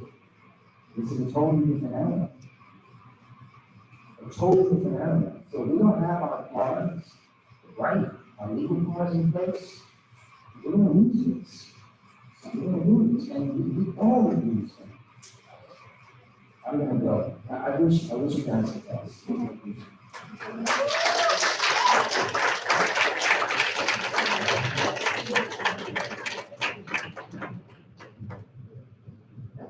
Mr. Gibbons, or somebody, I don't know if this is going to the online questions. We have several questions online. We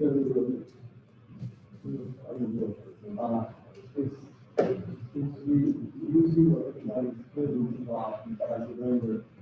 I wonder if you, as a person who has the right to table the resolution, will you table it? You can bring it up. You can make a motion. It's all your public consultation. I don't know what to do.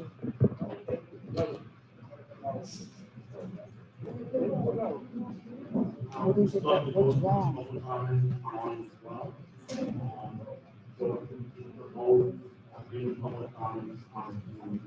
I actually have a question before they start. So they can kind of figure it out. The interim superintendent that you would like to bring aboard, is it true that they get a paid amount, daily paid amount? Which would be more than the salary of the superintendent makes? Yes, because I remember with Dr. Hayes, I believe, who was on board last time, he was making, I think, $500 a day or something like that, which again, is financially irresponsible for you, the board, to be putting us through that. You just heard Mr. Demikoff tell you that we were wrong. You were wrong once again. So we want to send the 500K back, our interest-free loan, and now the numbers changed. We don't have as much money as we thought we did. All right. Did we or did we not? So did you not say that we were financially stable and we had more money than we thought of back a few meetings ago? Mr. President.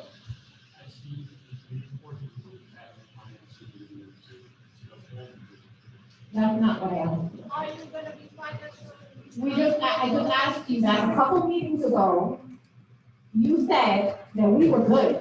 We were good to send back a $500,000 interest-free loan, making this month's payment, if I'm correct, $750K payment instead of $250K.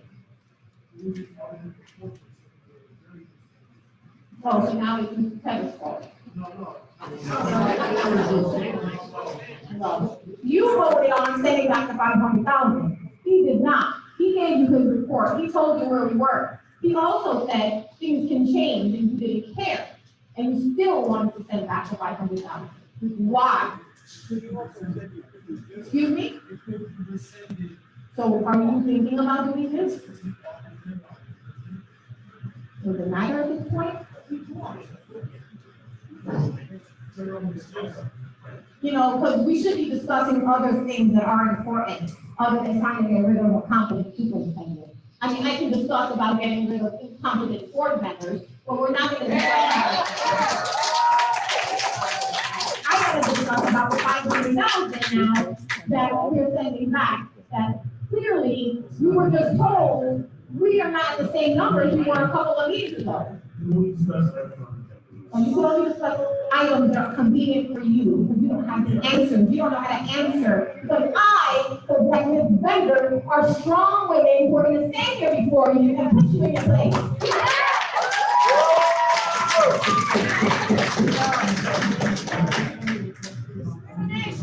Excuse me? Okay. This all comes together. The point of it, this all comes together, that the board is making bad decisions. You're making bad decisions for this district. You are the problem. You're making bad decision after another. First it was the $500K, then it was other silly things about going after a photographer, then you're on the field coaching kids when you shouldn't be. Then it's going after a superintendent who's actually gotten stuff done in our district. But now you don't want to talk about things that are important. And this, ladies and gentlemen, is your board president. Community, wake up. I speak to you because I can't get through the thing. I'm not going to waste my time. You, the community, are listening. You're behind your screen. You decided to stay home, and that's fine. As long as you know what's going on, this is what's happening. You have an incompetent board president and some who are following him because they don't know any better. So we need to do what's right. We need to take action against them and stop this nonsense and get back to what's important, which is education for our children.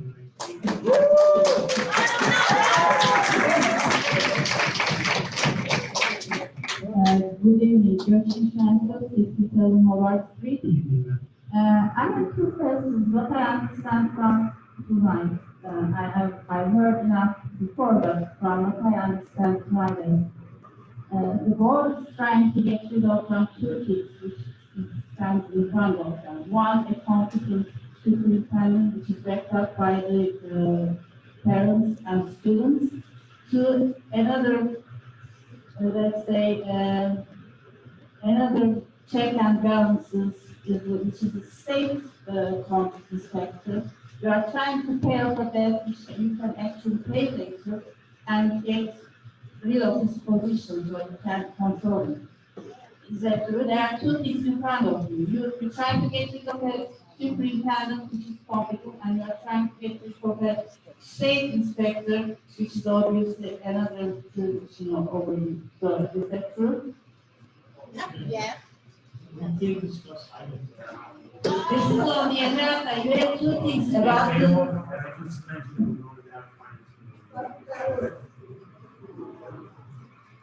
That's not true, they're not trying to. Yes, you are, yes, you are. This is what I find out of the district superintendent, I have. First round.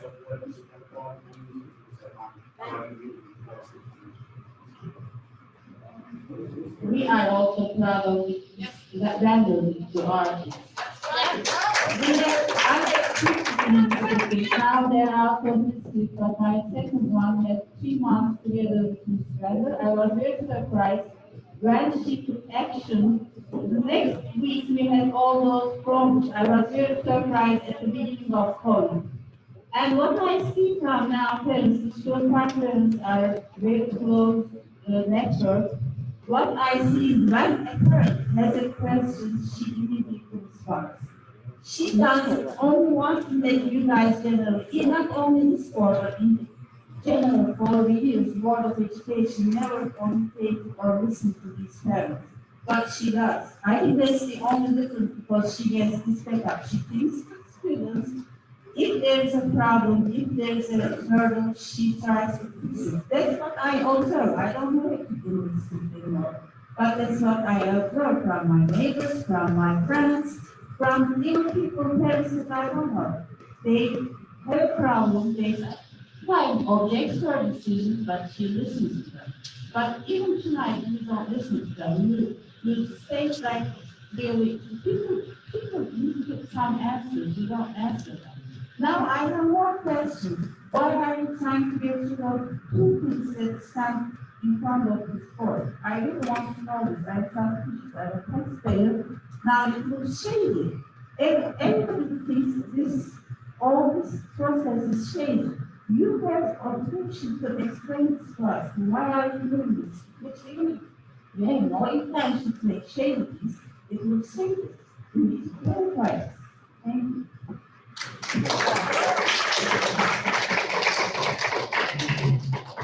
Good evening, my name is Ashley Sorrell, from the College Police Department of New Jersey. Not trying to get emotional right now.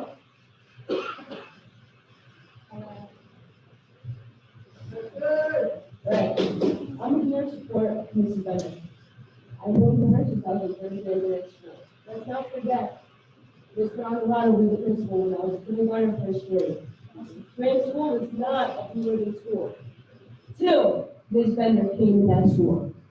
Okay? Second of all, step by step, she cares about every single one of her students and her community as well. Matter of fact, she was the one when I graduated and crossed those steps who was down there to give myself my diploma. Mrs. Bender, Dr. Bender, seriously. And I know you. I know everybody here knows you as well. And what you do athletically as well.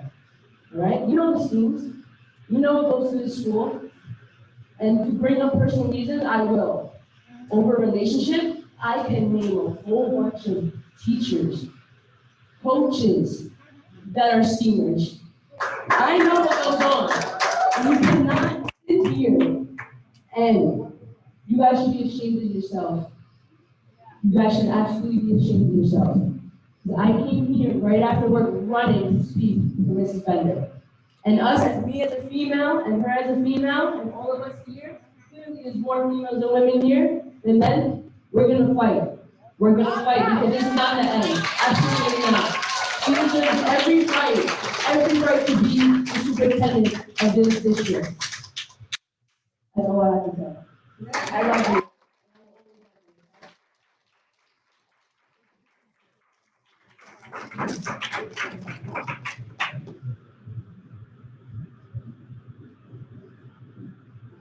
This is 15 Billboard Street, Homestead Place.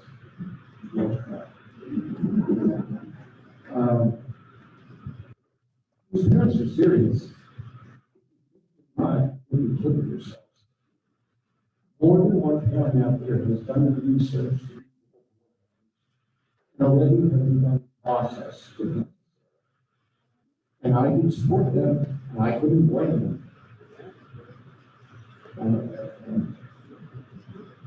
I'm gonna just ask one more time on this, going on, it'd be great. Bob, I'm gonna say this to you because I know when evaluators superintendents in the past, and you thought they were giving it, you're trying. You said, give them a chance. Give them a chance. They're trying to get something done. Dr. Bennett has gotten things done even worse in certain things. Just to give your sense of that, going back to our past vote. Dave, I know you can't vote on this, but hope you can see everything Dr. Bennett has done. And Belinda and Mr. Thomas, but this is not how this is done. This is not how this process goes. And you will lose. And all you're going to do is move yourself to the worst as the public. And the worst thing you're going to do is put this district into another county chaos. For years, we thought to just have a same principal in each school because people could turn over there was completely unfair to the student staffs. You had a big issue. You have a superintendent in jail, I think that's who passes Dr. Whitemeyer. And I'm Dave Bobby missing. That's what I did. Great guy. I know Mary and Ricardo do the right thing. And I'm hoping you do. I don't know if it's working for long, if I am, well, I am. But I'm just giving you roles for them. You don't run this district. Dr. Bennett does. And she's done a damn good job. I'm asking you to reconsider this position and to let Dr. Bennett do her job. Thank you.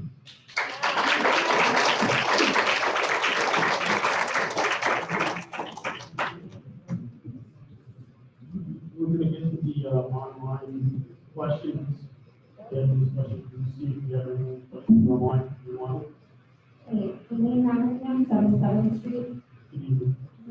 Dr. Martinez was thinking about personal matters that maybe Dr. Bennett was involved. So maybe I'm misunderstanding, but I'll take the opportunity to talk about some personnel this year. We have Dr. Ferraro at Lincoln School, who is absolutely amazing. Amazing. Oh, now, the things that he has done for our children, I mean, extracurricular activities, and the hoops at night that he's doing for them, is absolutely amazing. I'm saying that because I'm a Lincoln parent and I've had experience with him, but I have not heard anything bad about in the, know that I hear a lot of things. I haven't heard anything bad about Mrs. Hernandez at Branch or Mrs. Ricotta at Roosevelt School as well. I have to say, as someone who holds a master's in curriculum and instruction, I have been very impressed with Dr. Haynes. He is very knowledgeable. I have attended several meetings already with him, and I think that she did a fantastic job hiring. So I do not understand what kind of personnel matters might be concerning with her dealings with personnel, because I have been so super impressed. How amazing is this to have so many female administrators and 3 doctors educated, Dr. Bender, Dr. Mead, and Dr. Ferraro. That was incredible. We are in a district that has 3 doctors. I remember Dr. Michael, that was it when I was in school. That was it. And that was great. He was phenomenal, but this is so impressive to have such accredited administrators here. Again, I ask you to stand down. You are going to jeopardize that. Or not you, because a lot of you are not affected by this, but us and our children. My husband is at home. I just texted him, say things are still going on, and he said, I'm anxious listening to this meeting. My daughter said to me today, I heard about Dr. Bender. She said, my friend sent you the position. I said, well, this is the issue, and this is what's going on. And she said, what do I do? And I said, you do what you feel is right. And she's 11 years old, and she signed it. She said, Mom, it's asking for a $3 donation. What do I do? But she signed it because it was important to her. And it's important to me, it's important to all of us. Do the right thing.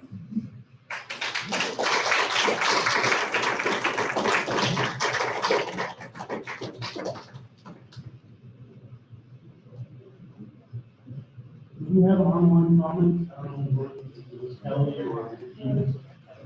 We'll call it the real time. members of the public online right now. Thank you. Hi, I'm Casco, 22 Juniper, Ridgefield Park. I have been in this town for 30 years. My husband and I have been in this town for over 45. Both my children went through this school system at the helm of Dr. Bender. We have been flying model for 2 years, and then Dr. Bender. She made learning fun for these kids. She made it interactive for these kids. She made them feel like they could do anything. My daughter has a disability, she's dyslexic. Dr. Bender pulled her head back to let her believe that she had the enough to do anything. My daughter is now, not only did she graduate her senior year or high honors, she's been on the dean's list twice. Her son graduates in December from college. Everything that she has done, she has instilled is these kids has been magic. And that's what you're missing. You want to say she did the box? Well, what have you done as a victim? What backup has she gotten to get those marks? And let me tell you something. I'm sure if you went to all of these school districts around, there is nobody who has taken marks. You led an administration destroy us financially, educationally, everything, and nobody did anything. You have somebody who stands up. You have somebody who has the backbone to tell you no. And that's what a superintendent is supposed to do. It was a pandemic, and you're going to say she didn't get something. What are the circumstances that they were at play? Was she at home doing the phone Zoom calls, doing the markets? No, she was working every single day, hours and hours at a time. And can you all honestly and truly sit here and say that in the past year we have not made any progress? Can you honestly say we didn't take one step forward? Can you honestly say there was no improvements? Can you honestly say anything other than can't talk about personal matters? And I have a lot of respect for people in here. I believe in coaching. I believe, as you know, my husband and I have been coaching 3 teams in this town, even though life is going on there. You know how I feel about how you are coaching as well. But everything comes down to what is the support that you get. And the support comes in a trickle down. And Dr. Bender is the one who gives you that support. Now, let me also ask you, have any of you ever had a situation that she wouldn't do anything for you, or she wouldn't bend over backwards, or something so egregious that you're going to attempt to let her go through this?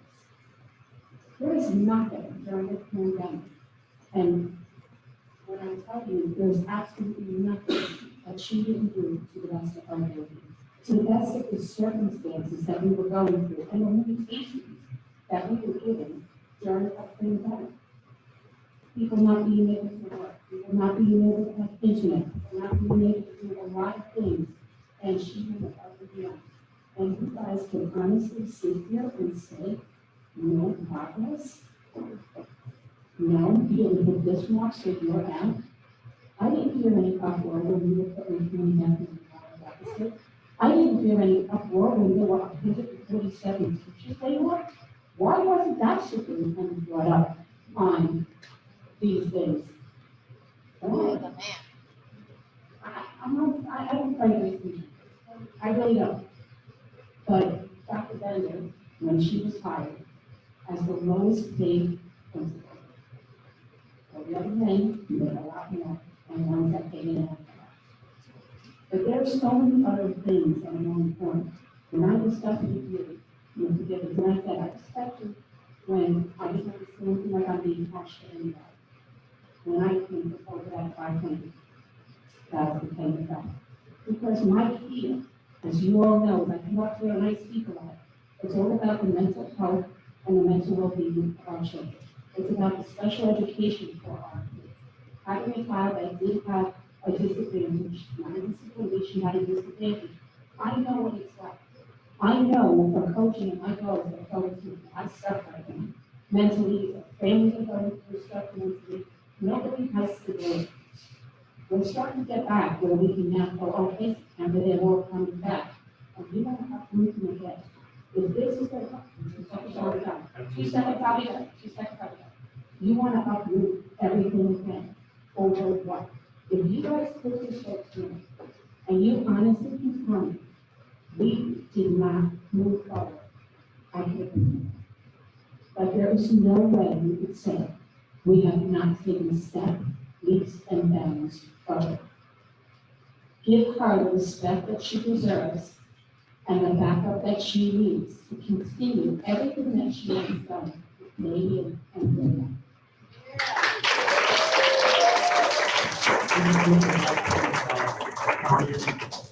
I'm on now.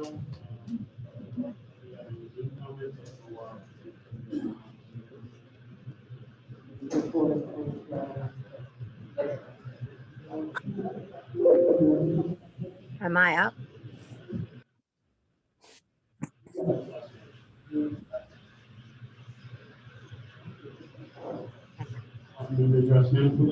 Okay, hello? Joyce Essick, 226 Fifth Street. Can you guys hear me okay?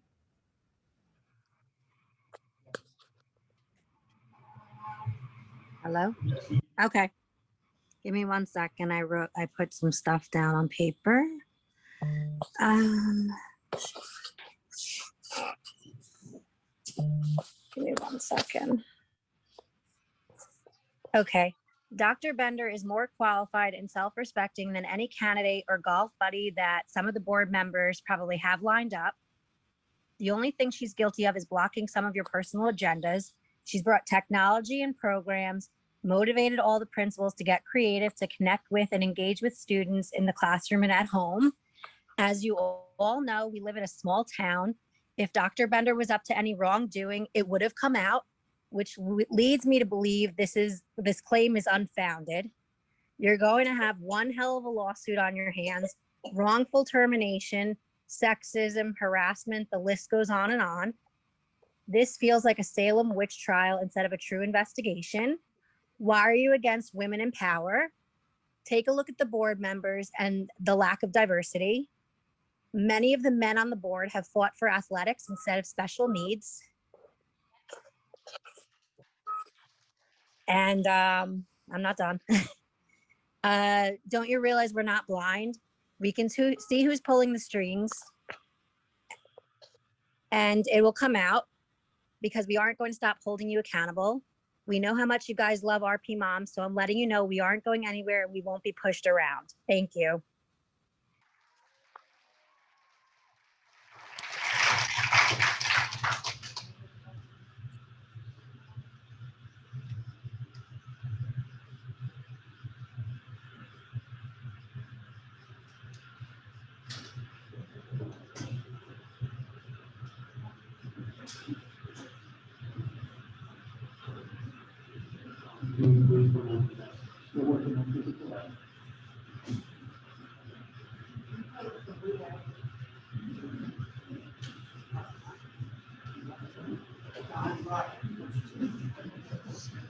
Hi, Leslie Gottlieb, 464A, Liberty Street, Little Ferry. I left the concert tonight because of what was going on here, one I'd been looking forward to a year. I think this has gone horribly wrong. Did we learn anything from how we treated Mr. Koenig and forced him out in 2017? We're doing this again. I have my own opinion of Dr. Binder, as I've stated before, but I think this is going on for the wrong reasons at the wrong time, 2 days before graduation. Good grief. And I think that you would get sued for this, as other people have said. This is not, I think there are people on the board with their own agenda. I speak as a former board member of Little Ferry. You're supposed to put the kids first. How is this helping the kids? I don't think it is at all. I think it's hurting the kids, even if they don't personally know Dr. Bender. It's just not right. It's not, I don't see what she's done that warrants the suspension. Her personal life is her personal life. It's not your agenda. That's not your business. And, you guys have to think long and hard about what you're doing, and what you're setting back both Little Ferry and Ridgefield Park by doing is you're setting a bad example, and it is just not right. And in a way, I'm grateful that my son is graduating in 2 days, and I can move on if I want. And that's all I have to say. And just think long and hard about what you're doing.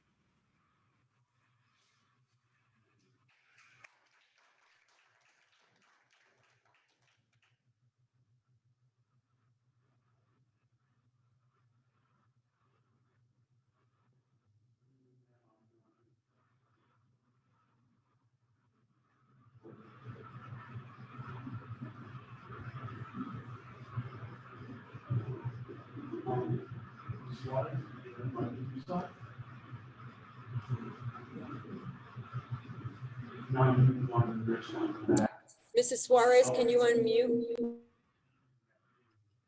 Yes, I didn't have anything to say. Sorry.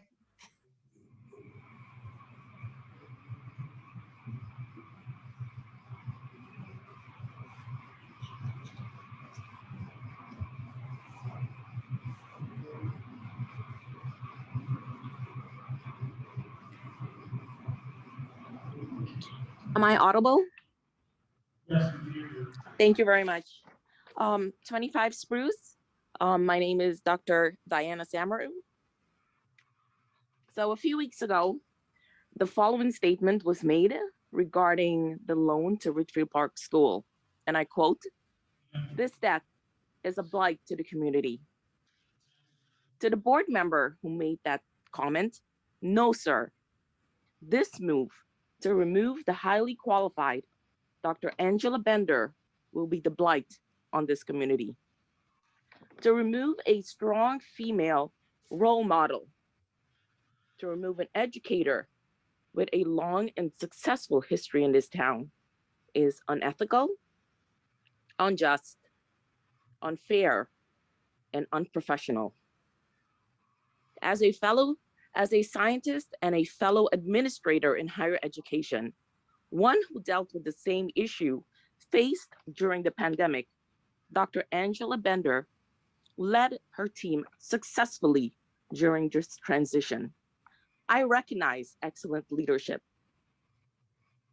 Since you refuse to share the outcome of your evaluation, I'm sure you can share the criteria on which you are basing your assessment of Dr. Bender. As a matter of fact, I'm starting to question your qualification to serve on this board. This male-dominated BOE did not listen to the community who they serve on regarding the prior loan repayment issue, which you are wrong on, as we've learned tonight. So please listen now. We urge you to not make this move. And to Dr. Bender, right? This note is to Dr. Bender, this last statement. The parents of this community have the utmost confidence in your ability to lead this district forward. Thank you.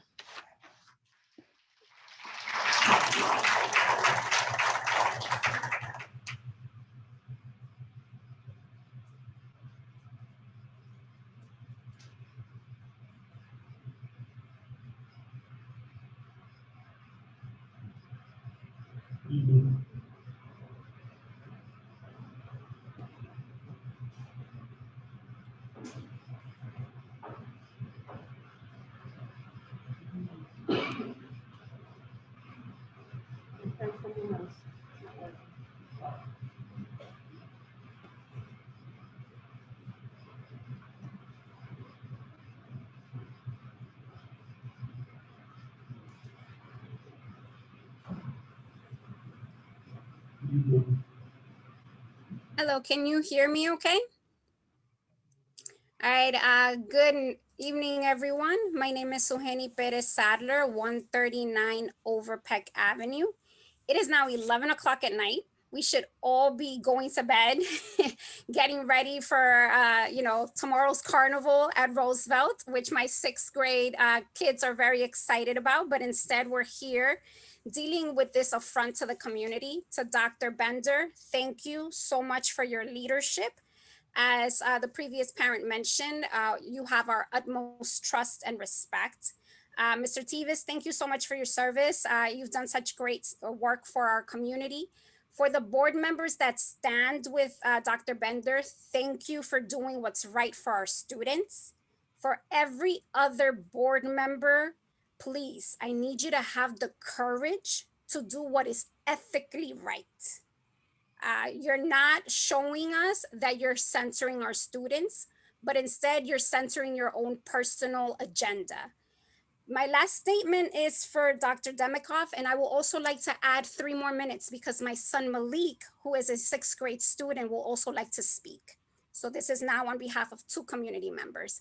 Mr. Demikoff, I looked at the state law that you referenced, and we're gonna need your help as a community. And it's a sad day when we cannot trust our own members that we actually elected, and now we're calling to the state for help. So in the law that you've referenced, it says that you have the power to oversee all district staffing, including the ability to hire, promote, and terminate employees. Furthermore, you have the authority to override a vote by the Board of Education. And that is the law that you referenced. I took that down, right? It's 18A7A55. So if our board members do not do the ethically and responsible thing, Mr. Demikoff, please come in as a state monitor. They've shown us, the Board of Education here has shown us that they are not listening to us. We asked them and you asked them not to send $500,000 back. And they did what they wanted to do instead of what we asked them to do. So if they choose to do the same unethical, fiscally irresponsible thing again, please, Mr. Demikoff, step in as you have the right to do. With that, I now yield the rest of the time to my son, Malik. My name is Malik Sadler. I am in 6th grade. I think that, the community in large is in agreement that we should keep Dr. Bender. I think that Dr. Bender has done a lot to get us through these tough times. And some board members are saying we do not have trust in Dr. Bender. But me personally does not have trust in you. We have lost $2.5 million. You have given $500,000 back to the state when the community told you not to.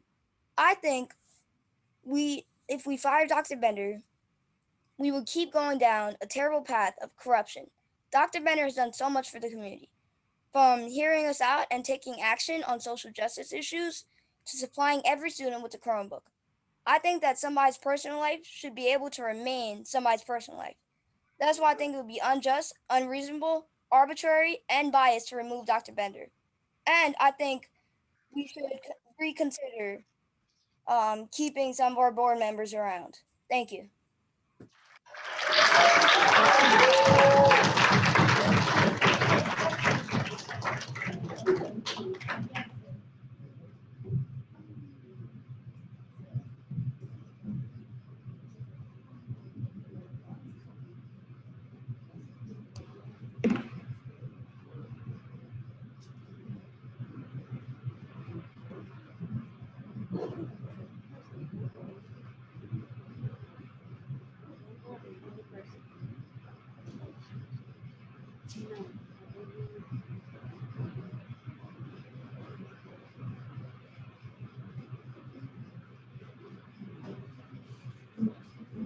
Good evening.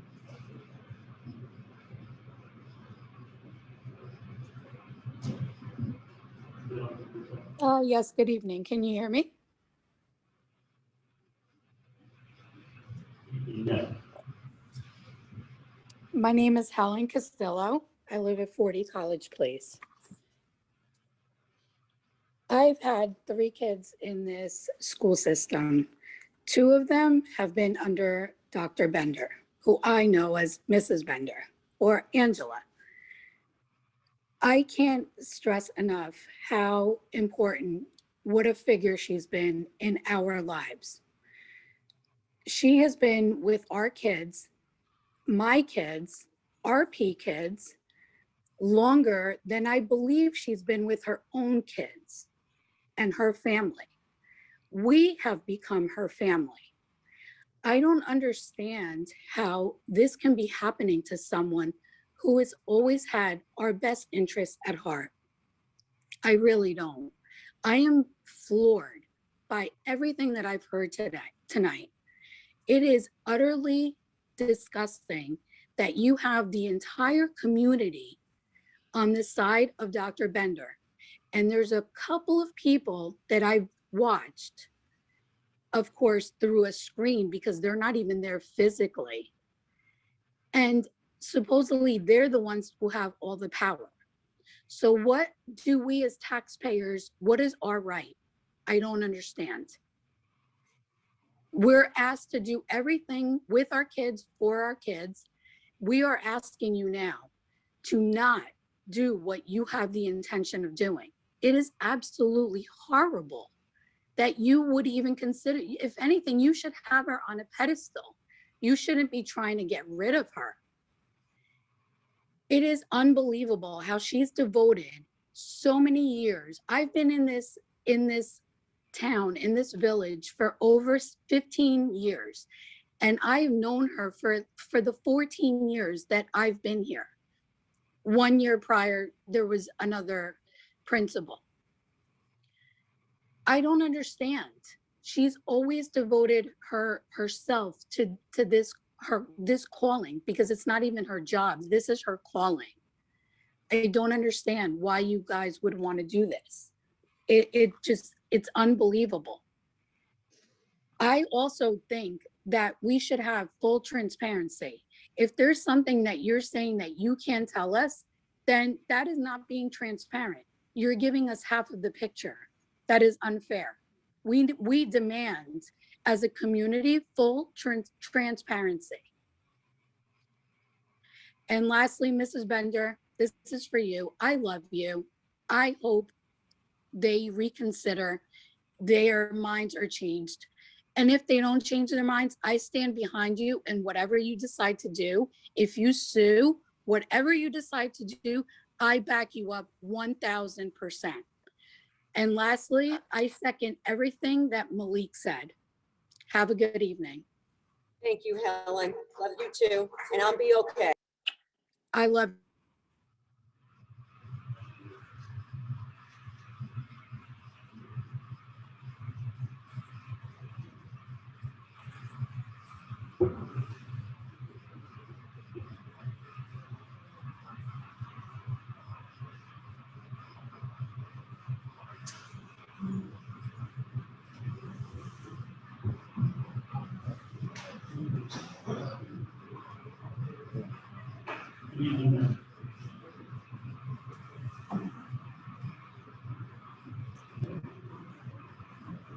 Valerie Ferraro, 436 Teaneck Road.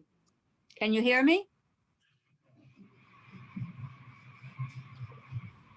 I sat where you are sitting right now for 6 years, during which time I thought I had seen and heard everything. I was wrong. This is a new low.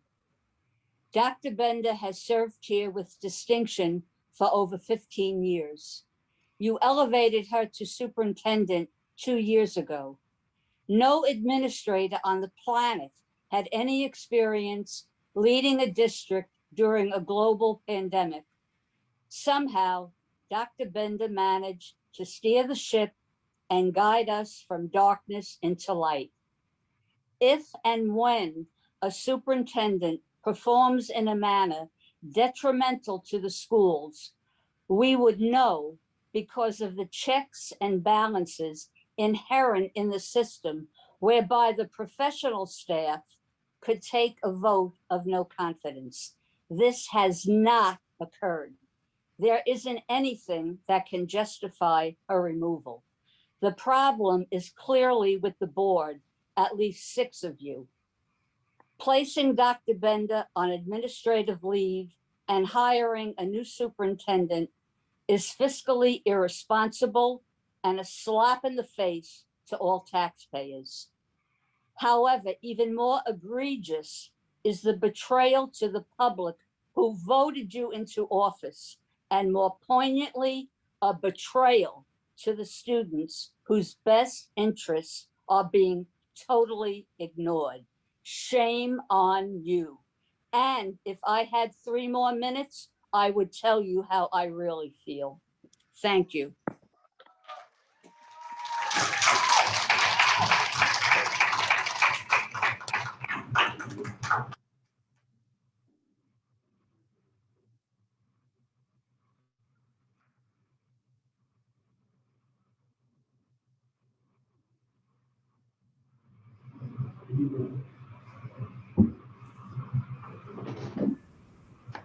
Hello? Hello? Can you guys hear me?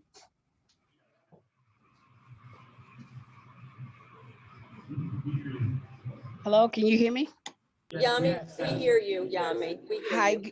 hi, good evening, everyone. My name is Yamirka Garcia. I live at 11 Elm Street, and I've lived in Ridgefield Park for 10 years. I'm appalled that we are even having this discussion coming out of a pandemic. Dr. Bender has stepped up to the plate and made sure all the children had Chromebooks. She has demonstrated great leadership, skills, and experience to improve our district. Please reconsider your decision. Our residents at Ridgefield Park have spoken, and we are supporting Dr. Bender, and we will not allow her removal. Please be aware and note that we will not desist until you guys stop what you're doing. It's very unethical. The leadership skills that she has demonstrated have not been demonstrated since the time I've lived here with the school district. She has demonstrated her ability to run and lead the district. And going forward, I have confidence, and so do all of us here at Ridgefield Park, that she will continue to do an excellent job, which she has in the middle of a pandemic. I have not seen anyone on that board write to anyone in this district, anyone, any resident in this district. I have not seen a word from you of support. We voted you in. The same way we voted you in, we could vote you out and get you out of there. There are laws that you have to oblige by. It's very unethical what you're doing. And if this is a personal vendetta about her personal life, then you know what? You all have personal lives. There are people that are married within that school district and work within the school district. So if we have to take this matter to the state, which it has, or they're trying to, we need to take it further. It can be taken to a federal level. So like they said before, our monies are going to be wasted, our time. We should be focused on the children, which is what Dr. Bender has done, focused on the kids. They've come first, especially now that we are coming out of a crisis. A change right now would be detrimental to our district. So please do not make the decision you're making now. There are too many rumors. Everyone knows who's in charge of these decisions that are wrong, wrongfully wrong. And Dr. Bender, don't worry. When one door closes, another one opens, and we will not stand and leave you alone. We are by your side 100% from the beginning of this until the very end. And we will not allow them to drag you or drag this district to the floor. So with that being said, prepare yourselves, because this is not the last that you will hear from us here at Ridgefield Park. To all of you sitting on the board that are responsible for this nonsense. It is now 11:33 p.m. at night. We should be home with our families. Our kids are going to graduate in 2 days. 2 days. And this is what's happening. This is the focus. This should not be the focus. It really should not. The focus should be another discussion, how we're going to prepare for September to welcome the kids back to school with someone that they know, Dr. Bender, as the superintendent of our district. So we're asking to please reconsider your decision. It is wrong. I can't even say anymore because I am so appalled. I can't believe this is happening. Well, to all of you, have a good night. And thank you all that were able to come out to the school tonight, all the parents and everyone at the district. And Dr. Bender, we're here for you. And we love you.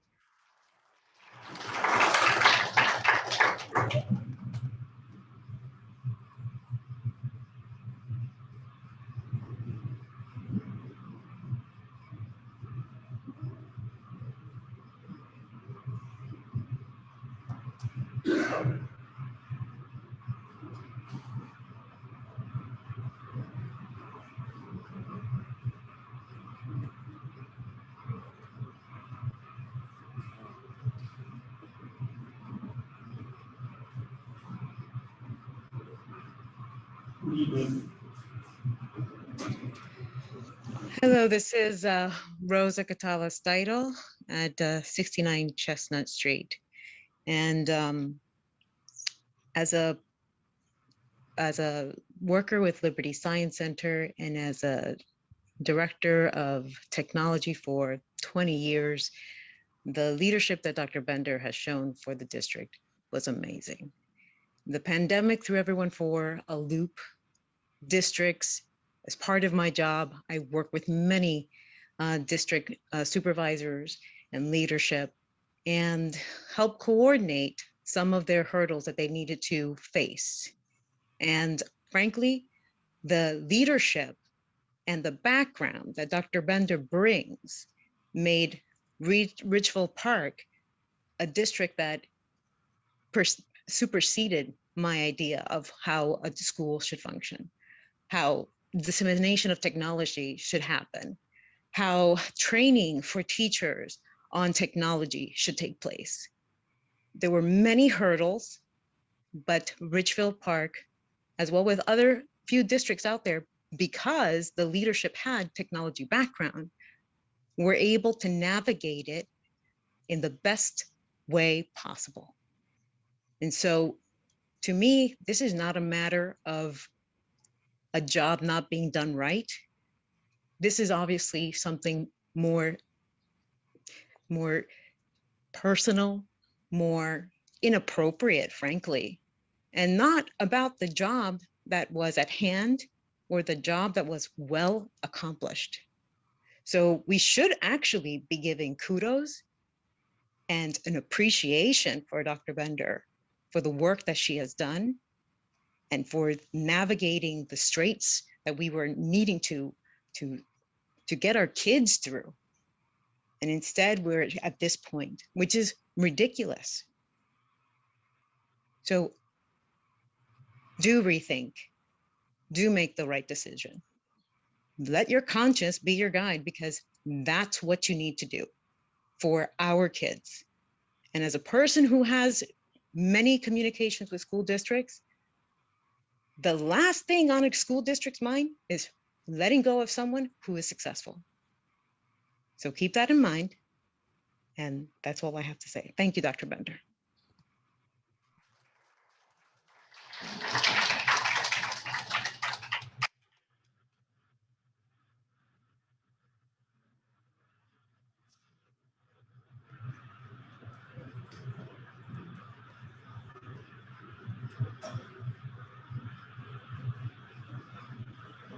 Hello, can everyone hear me? Hello? Yes, we can hear you. Okay, thank you. My name's Carrie Sanabria. My sister's actually out in the audience representing the family since I'm home with the kids. I live at 118 Preston Street. I've lived in this town for 36 years. I've also gone to the co-op, Roosevelt High School, graduated, moved on to college, and I've been very successful in my career. I just wanted to say, and I'll make it quick, this is the first time in those 36 years I'm embarrassed to say I'm a resident in this town. And I know some of the people on the board, and I'm disgusted. Also, I wanted to give kudos to Ricardo Martinez.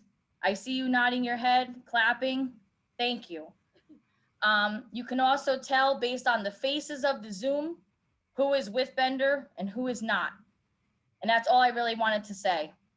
I'm sick of this school district. I have 2 children at Roosevelt, and like I said, this is the worst I've ever seen in the 36 years of my life.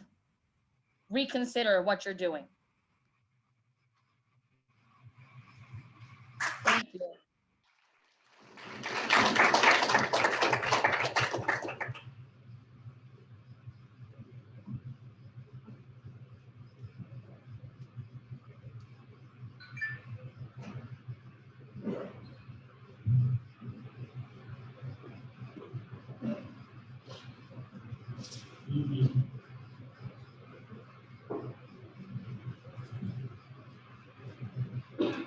Hello. Yes. Hi, this is Marley Gonzalez, 225 Euclid Avenue. First of all, I obviously I'm also in support of Dr. Bender. I think she's been amazing throughout, a real professional, and we are lucky to have her. And Dr. Bender, I'd just like to say to you that, I hope the board does the right thing, but if they don't, then thank you for being here, and for doing what you've done for our children. And if the board does do the right thing, I ask you to please stay, because if I were in your position, frankly, I'd want to get the hell out of here.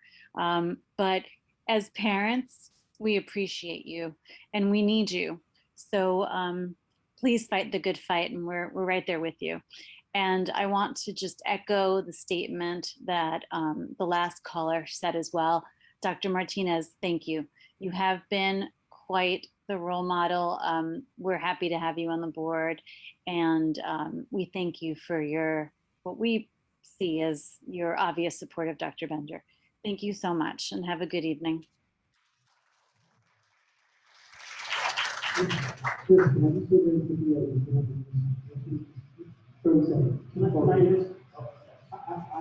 not in support of Dr. Bender. I'm in support of this business in progress, and it so happens that I believe Dr. Bender is doing that.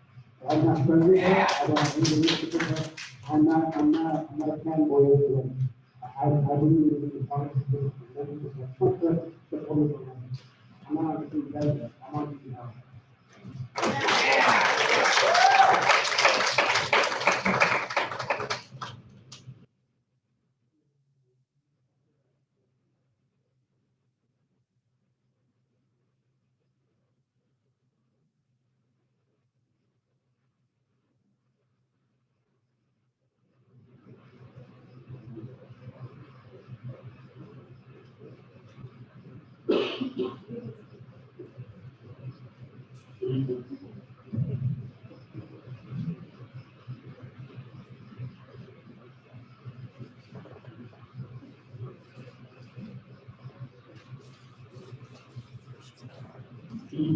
Hello, Joyce Essig, 226 Fifth Street.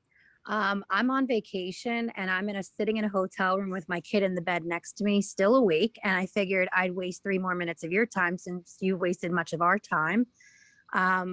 I just wanted to take a moment to thank Dr. Bender. Whatever happens with this, we stand with you, and we'll do whatever we can to help you fight this.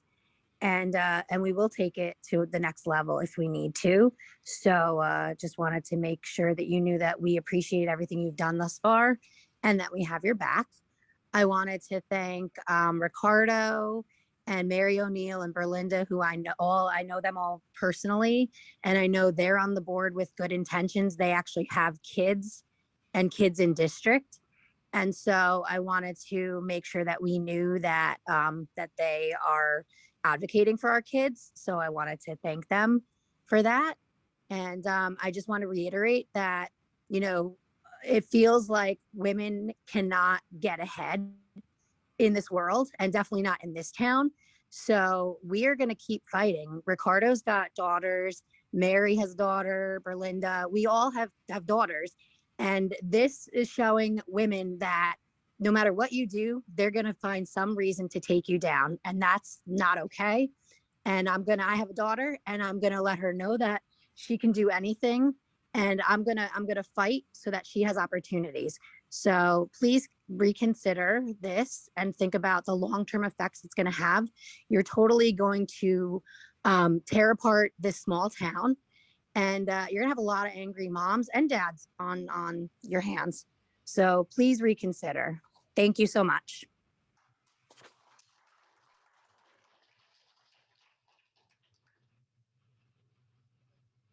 Dr. Willis, Dr. if you could hear us, please unmute yourself. Good evening. Can you please unmute yourself?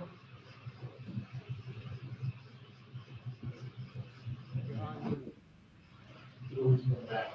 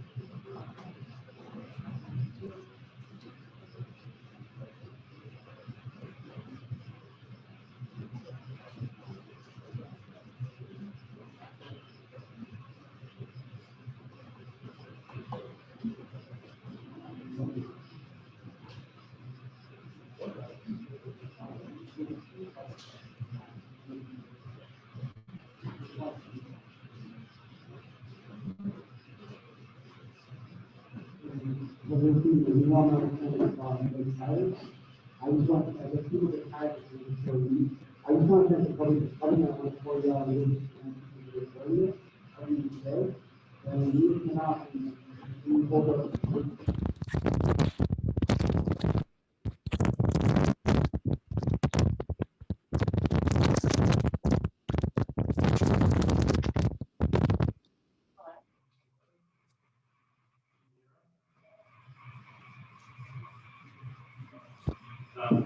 Mrs. Garces, can you hear us? Yes. Okay, hi, good afternoon.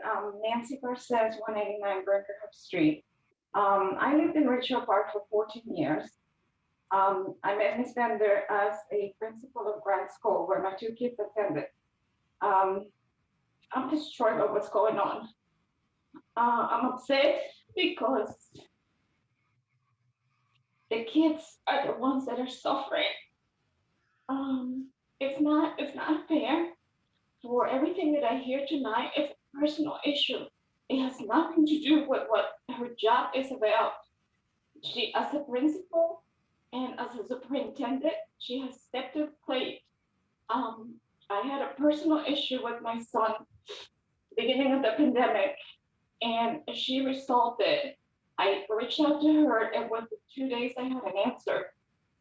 I think that the board is making a big mistake by doing what they're doing.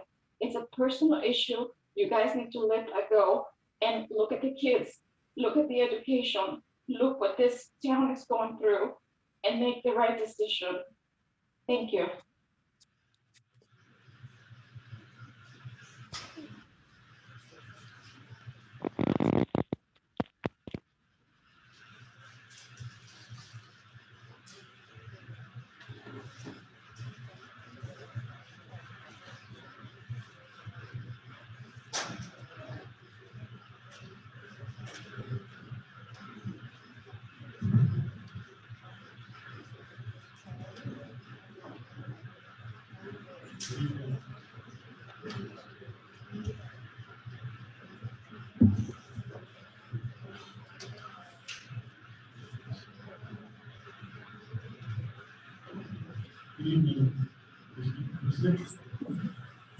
Hi, this is Nicole Bucinich, 82 Bergen Avenue.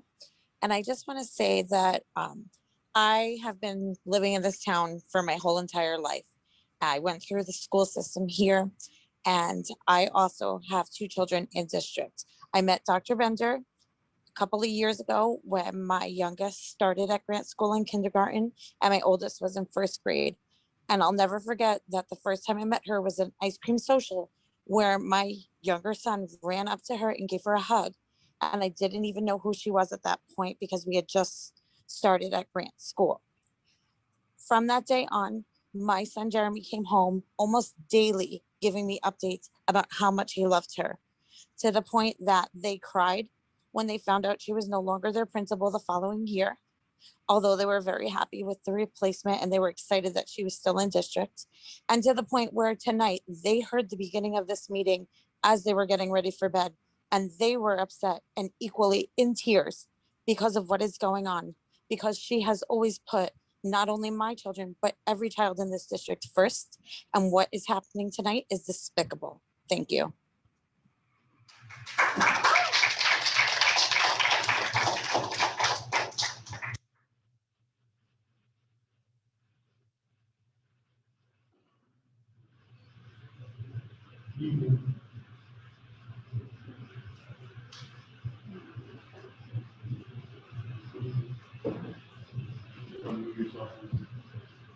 Hi, can you hear me?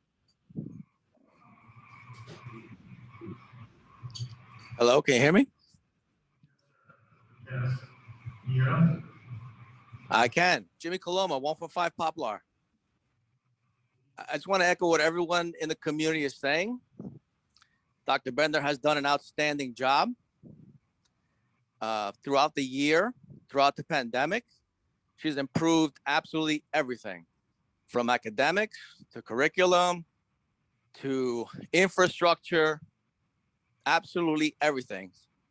And it hasn't been said enough, but what I don't understand, and I think a few folks have hit on this, is where is the transparency from the board, right? If she hasn't been doing a good job, why hasn't that been raised sooner? So I ask each one of you tonight, when you give your decision, justify why you're making your decision. Be transparent on why you're making that decision. Dr. Bender, I want to commend you. I'm sure you absolutely knew what was happening. You knew this was happening tonight. You went to the 8th grade graduation, steadfast, strong, gave total support to the children today, 3 hours ago, well, 8 hours ago, 5 hours ago, whatever it was. You did your job till the end. Not that your job is over, but you showed what a strong character you have, what great leadership you have, and what a strong individual you are.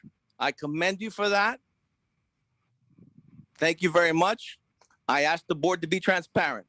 Have a good night.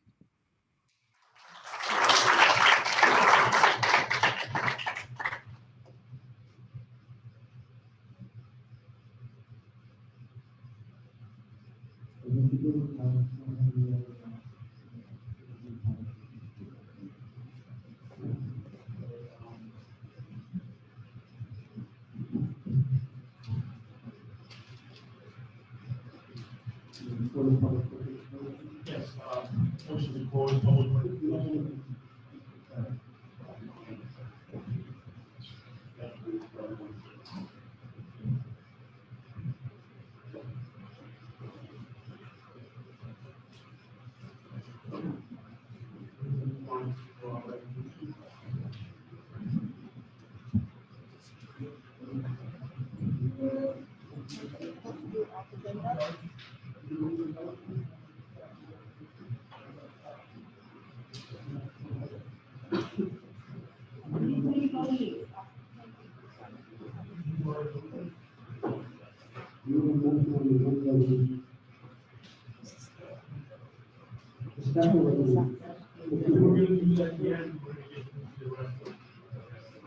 Can I make one more comment?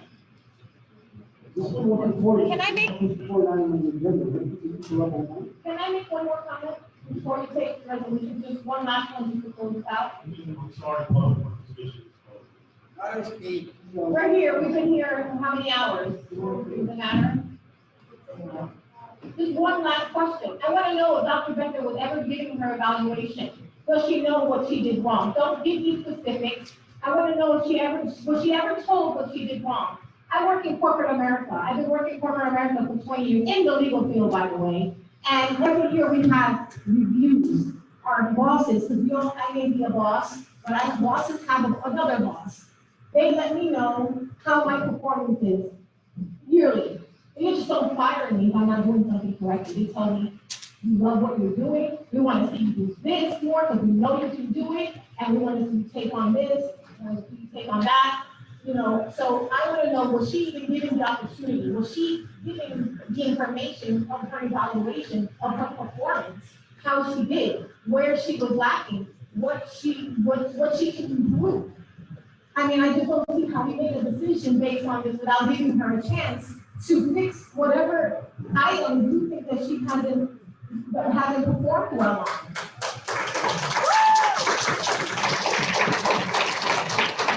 I'm not sure what your job, what you do for a living. Not everyone, I don't know what you do for a living, but I'm sure you all have a boss. We all have a boss, even if we're bosses ourselves. And I'm sure that if something is happening, they approach you and they tell you what's, bullet points of what's happening or what you can do better. So I don't think you're gonna like someone's gonna just fire you without telling you what you did wrong. Just answer me this. Did Dr. Angela Bender receive her evaluation? Does she know what she has done wrong? Yes, she received her evaluation and public comment on what she proposed, we have to move on to the resolution that we had on the agenda. Okay, one last question. Why didn't you give her the chance to rectify the problems that you were saying that she's had? I am not asking you to tell me about her personal problems. I am asking you to tell me why she wasn't given a time frame to fix whatever you're claiming is wrong with her performance in leading this district. You're saying that she is not capable of leading this district. However, we have had not one call or one person stand up here and say otherwise. They have all been in favor of her. They have all called into support. Not one negative person, not one person has come up and spoken negatively about her, other than what you're saying. Thank you. With all due respect, we have to follow the process. So just answer the question. No one's asking you to answer, to tell me about her personal life. I'm just asking you, why wasn't she given the opportunity to amend what she apparently is doing wrong?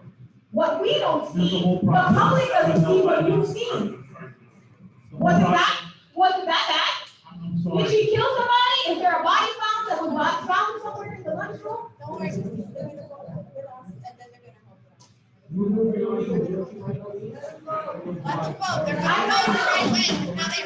Please, I ask one last time, think well what you're gonna make, the decision you're gonna make today. Because either way, the community has spoken and we will fight for Dr. Bender and she will stay.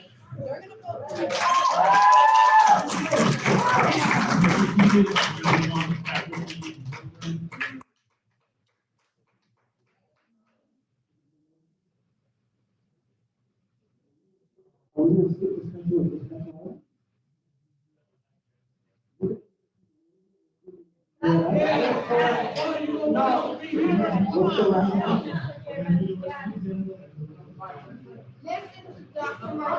You're right, county director, sorry. Okay.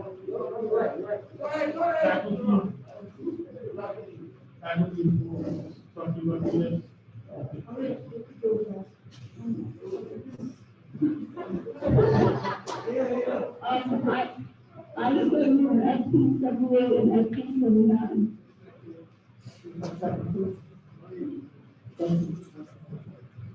Any comments or questions regarding resolution FP 78 to FP 79?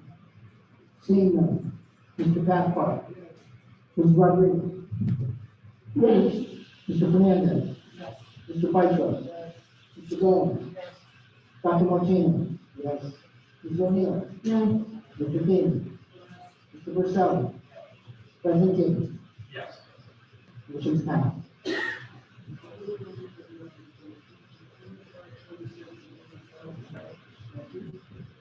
Any comments, questions regarding resolution DG number 25 through DG number 27? Seeing none. Mr. Cathcart. Mr. King. Mr. Fernandez. Mr. Pfeiffer. Mr. Gomes. Dr. Martinez. Ms. O'Neil. Yes. Mr. Rodriguez. Yes. Mr. Vercelli. President Gibbons. Yes. Motion passed.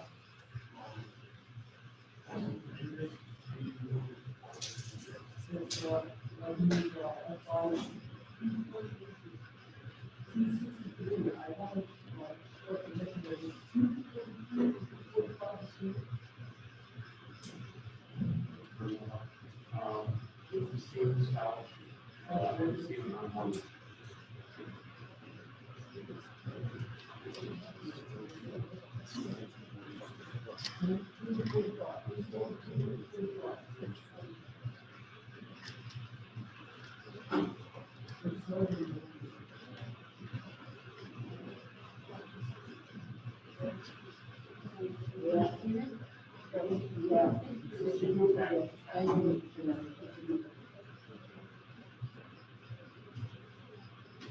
Well, you can have it.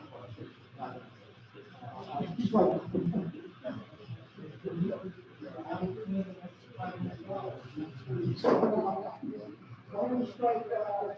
Strike number 243 from the agenda. So, then we have a second one.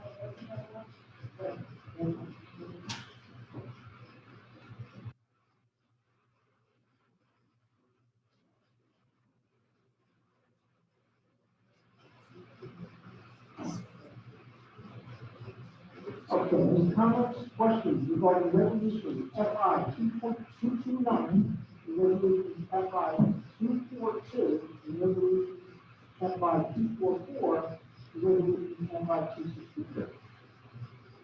Seeing none? Mr. Fernandez? Yes. Mr. King? Yes. Mr. Piper? Yes. Mr. Jones? Yes. Dr. Martinez? Yes. Ms. O'Neil? Yes. Ms. Rodriguez? I am an extension on FI 437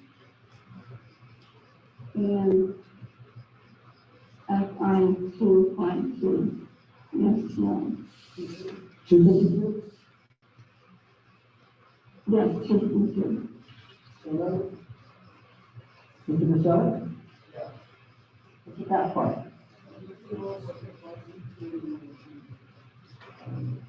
One, so noted. President Gibbons? Yes. Motion passed. We have use of facilities for CR 29, CR 30. Any comments, questions regarding consent resolution CR 929, CR 30? Seeing none, Mr. Keenan? Yes. Mr. Caspar? Mr. Brandon? Yes. Mr. Piper? Yes. Mr. Jones? Yes. Dr. Martinez? Yes. Ms. O'Neil? Yes. Mrs. Rodriguez? Yes. Mr. Vercelli? Yes. President Gibbons? Yes. Motion passed. No trustee agreement.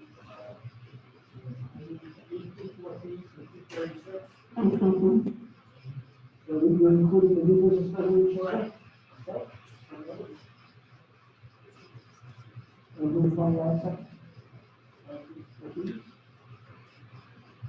Any comments, questions regarding resolution 214 through 236, inclusive of the new community resolution?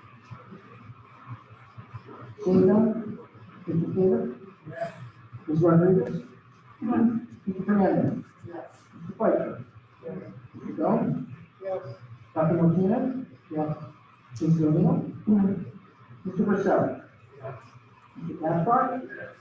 President Gibbons? Yes. Motion passed.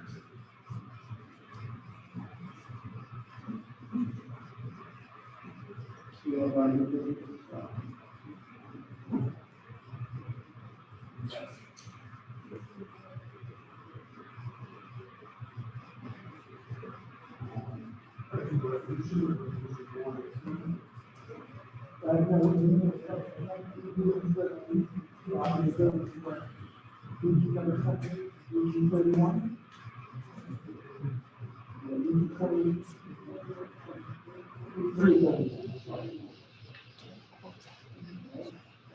Motion and second.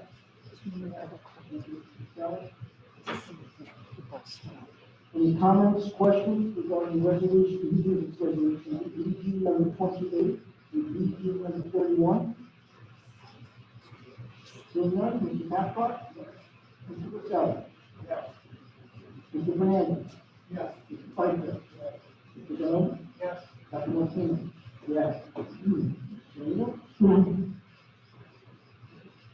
Rodriguez? Yes. Mr. King? Yes. Santos? Yes. Motion passed.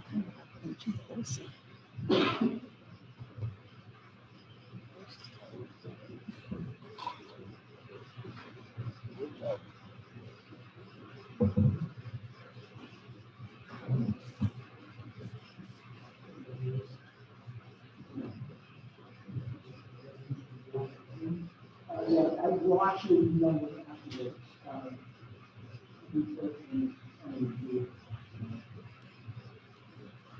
Okay, voting on resolution A.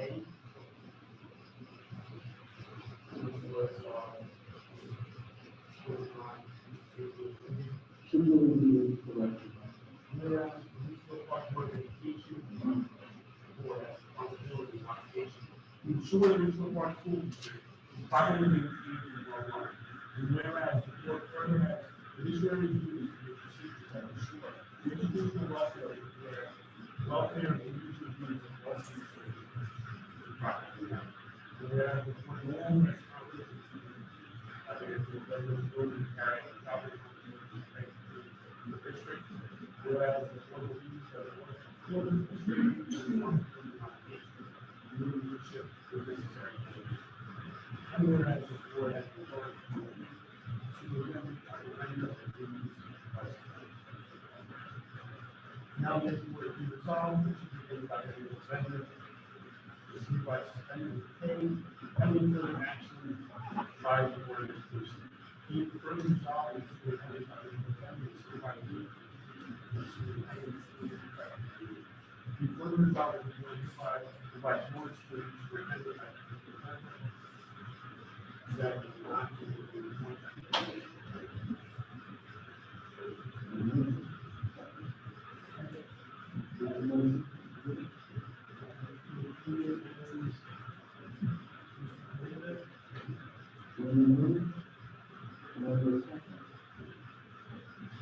any comments, questions regarding resolution A, ready for record? Let me make a comment. First, I want to thank everyone for coming out tonight. I want to thank the students, especially for getting implemented forward. And also, I'm here tonight, and I'm delighted with my graduation. And I thank you for saying because I think this is important, and I think this is a good mistake. And I think we can try to mistake tonight. I want to thank you.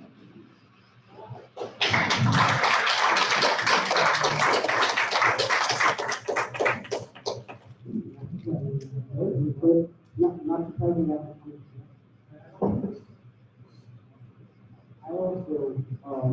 I also took down my son's graduation.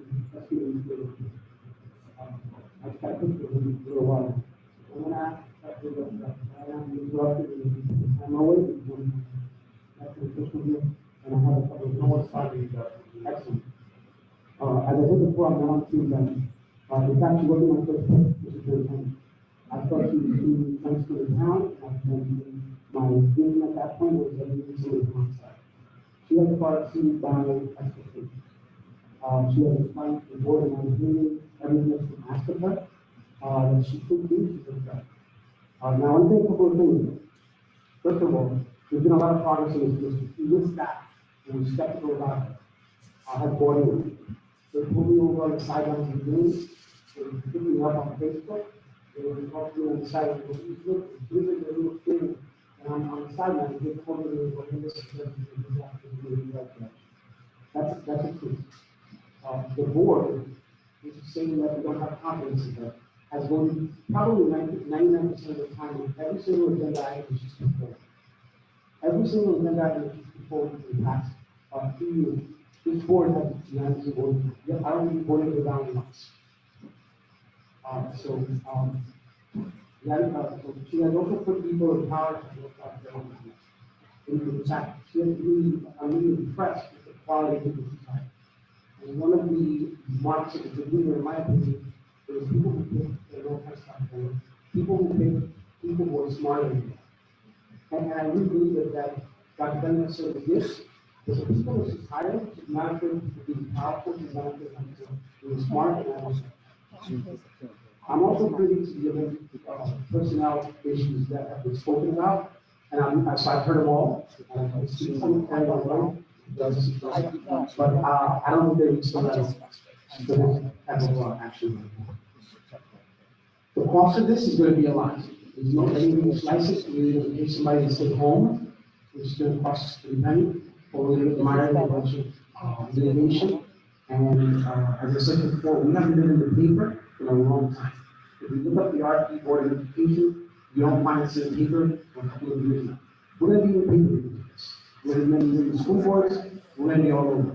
That's our property value. You know, there's a lot of Facebook pages where people talk about moving into town, and think that's good.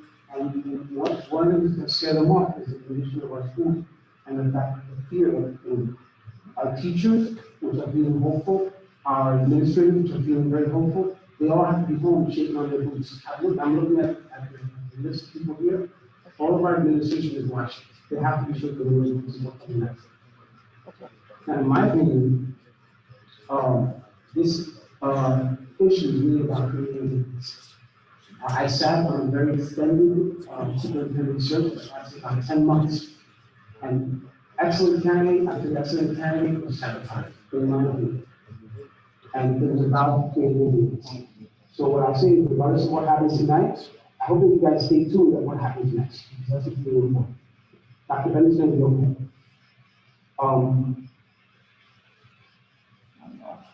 So the last thing I'd like to ask, is that on 5/24/17, Mr. Beeman invoked the doctrine of necessity on the superintendent selection. He thought at that time it was conflicted and did not vote on that matter. On 10/29/19, when we brought in Dr. Bender, Mr. Beeman also felt that he was conflicted and still did not vote on that point because he was conflicted.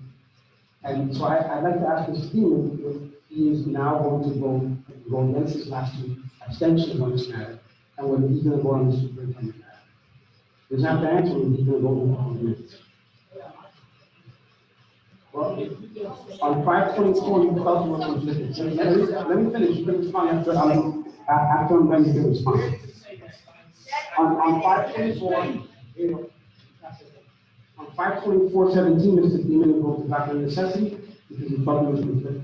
On 10/2/2019, Mr. Beeman also abstained on voting on Dr. Bennett's appointment because he was conflicted. If you're not conflicted anymore, you should probably tell us. The last thing I'd like to say is, I'm really feel that the public is going out. I want to call you guys out because I sat on the sidelines for a long, long time, and it took me a long time to get involved. You should not sit on the sidelines. This is a we pay a ton of taxes in this town. A ton of taxes in this town. And the 10 people here are going to spend it. And in my opinion, we're sending back money early to the state. I think that's foolish. We are now about to open up a can of worms in either litigation or paying one of our highest paid staff members to stay home. I don't see that as prudent.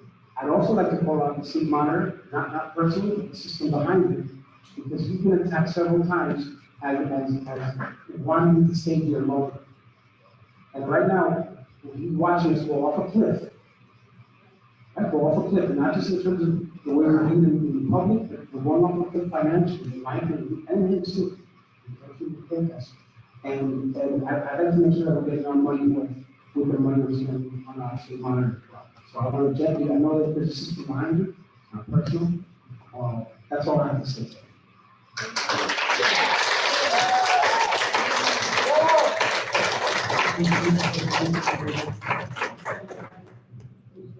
Yes. I do respect everybody that's down here. But I just want to be clear that understand that we have a state monitor overlooking us. We have an attorney overlooking us. President Gibbons, I'm not sure who's speaking right now, but the people who are online are not able to hear this board member. I can't even tell who it is who's speaking. I'm sorry. Now? Anything? Oh, that's better. Okay, so understand that we do have a state monitor, just like I heard so many of you say that he loved and he was great, and I trust him 100% that he will make the the right decisions. We have a lawyer that has been overlooking us. And I know a lot of you know me. I've been to the kids my whole life. But I will tell you one thing, that if I am so for this something that is not out there, and I pray one day I can be transparent. That much I do. And any one of you want to come and talk to me, please do, because it was a little threatening the way you guys made it sound, that you're going to be looking after us and looking for us. So please, after this meeting, I'll be right outside. You can come talk to me. But I have always been for the kids. And believe me, this is a hard decision, but this is something that I will not let slide. And hopefully, one day you will understand why. I appreciate everybody's time. It is a village. I love this town. I've been here my whole life. I know a lot of you, and I thank you for voting for me. And you don't want to vote for me next time, that's great. Hey, that's fine. But believe me, when the truth comes out, okay? That's fine. We move resolution A. Any further comments, questions regarding resolution A? From the board. Seeing none. No, wait. Mr. Gold, I'm sorry. You have to talking about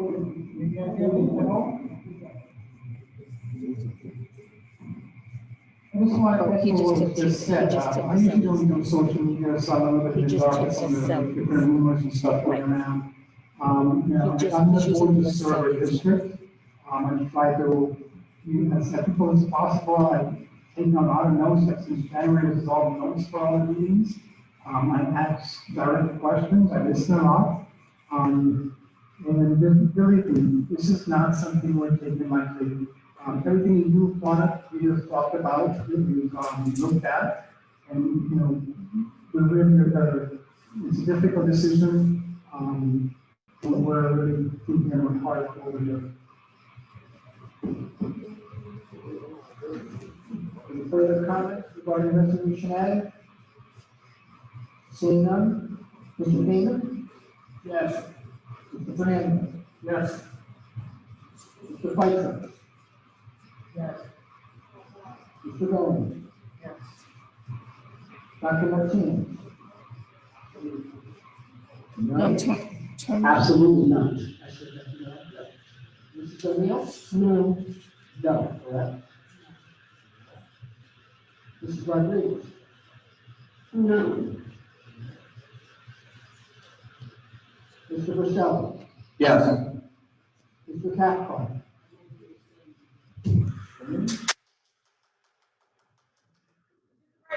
Freddie Gibbons? Yes.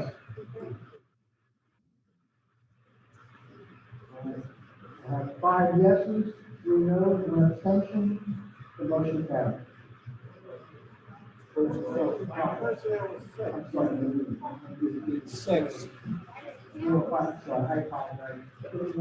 I have 6 yes votes, and 3 no votes and 1 abstention.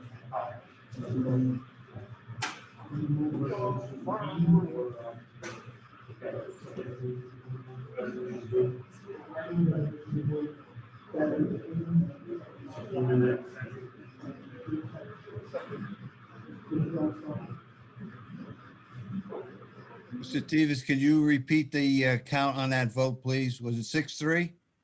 6-3 with 1 abstention. Okay, thank you. You want to read the resolution again, Mr. Gibbons? Number 2, yes. Resolve that we hereby approve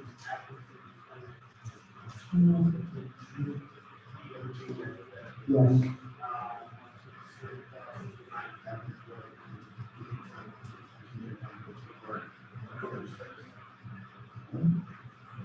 Any comments, questions regarding resolution B? Seeing none. Mr. Damon? Yes. Mr. Gomez. Mr. Fernandez. Yes. Mr. Fitzgerald. Dr. Martinez.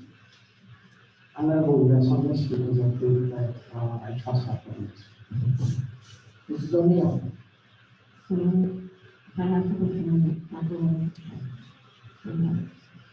Mr. Rodriguez. Mr. Vercelli. Yes. Mr. Cathcart. Very good. President Gibbons. Yes. Motion passed. 9 yeses, 1 abstention.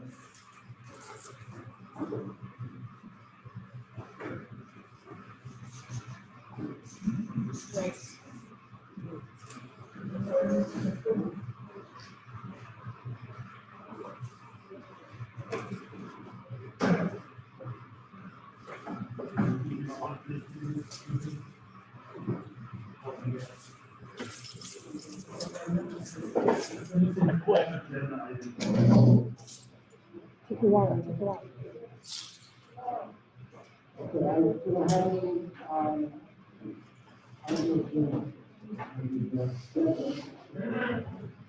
I haven't been this. I want to make a motion that we reconsider serving taxpayers $500,000 early. I think that we have, any litigation. With finance.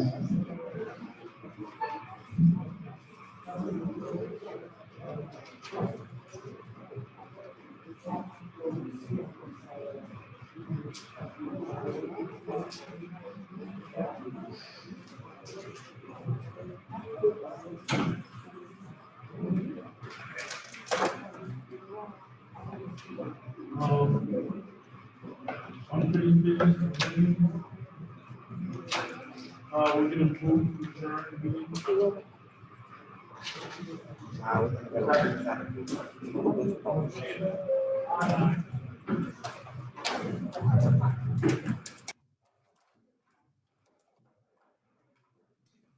Good night, everyone.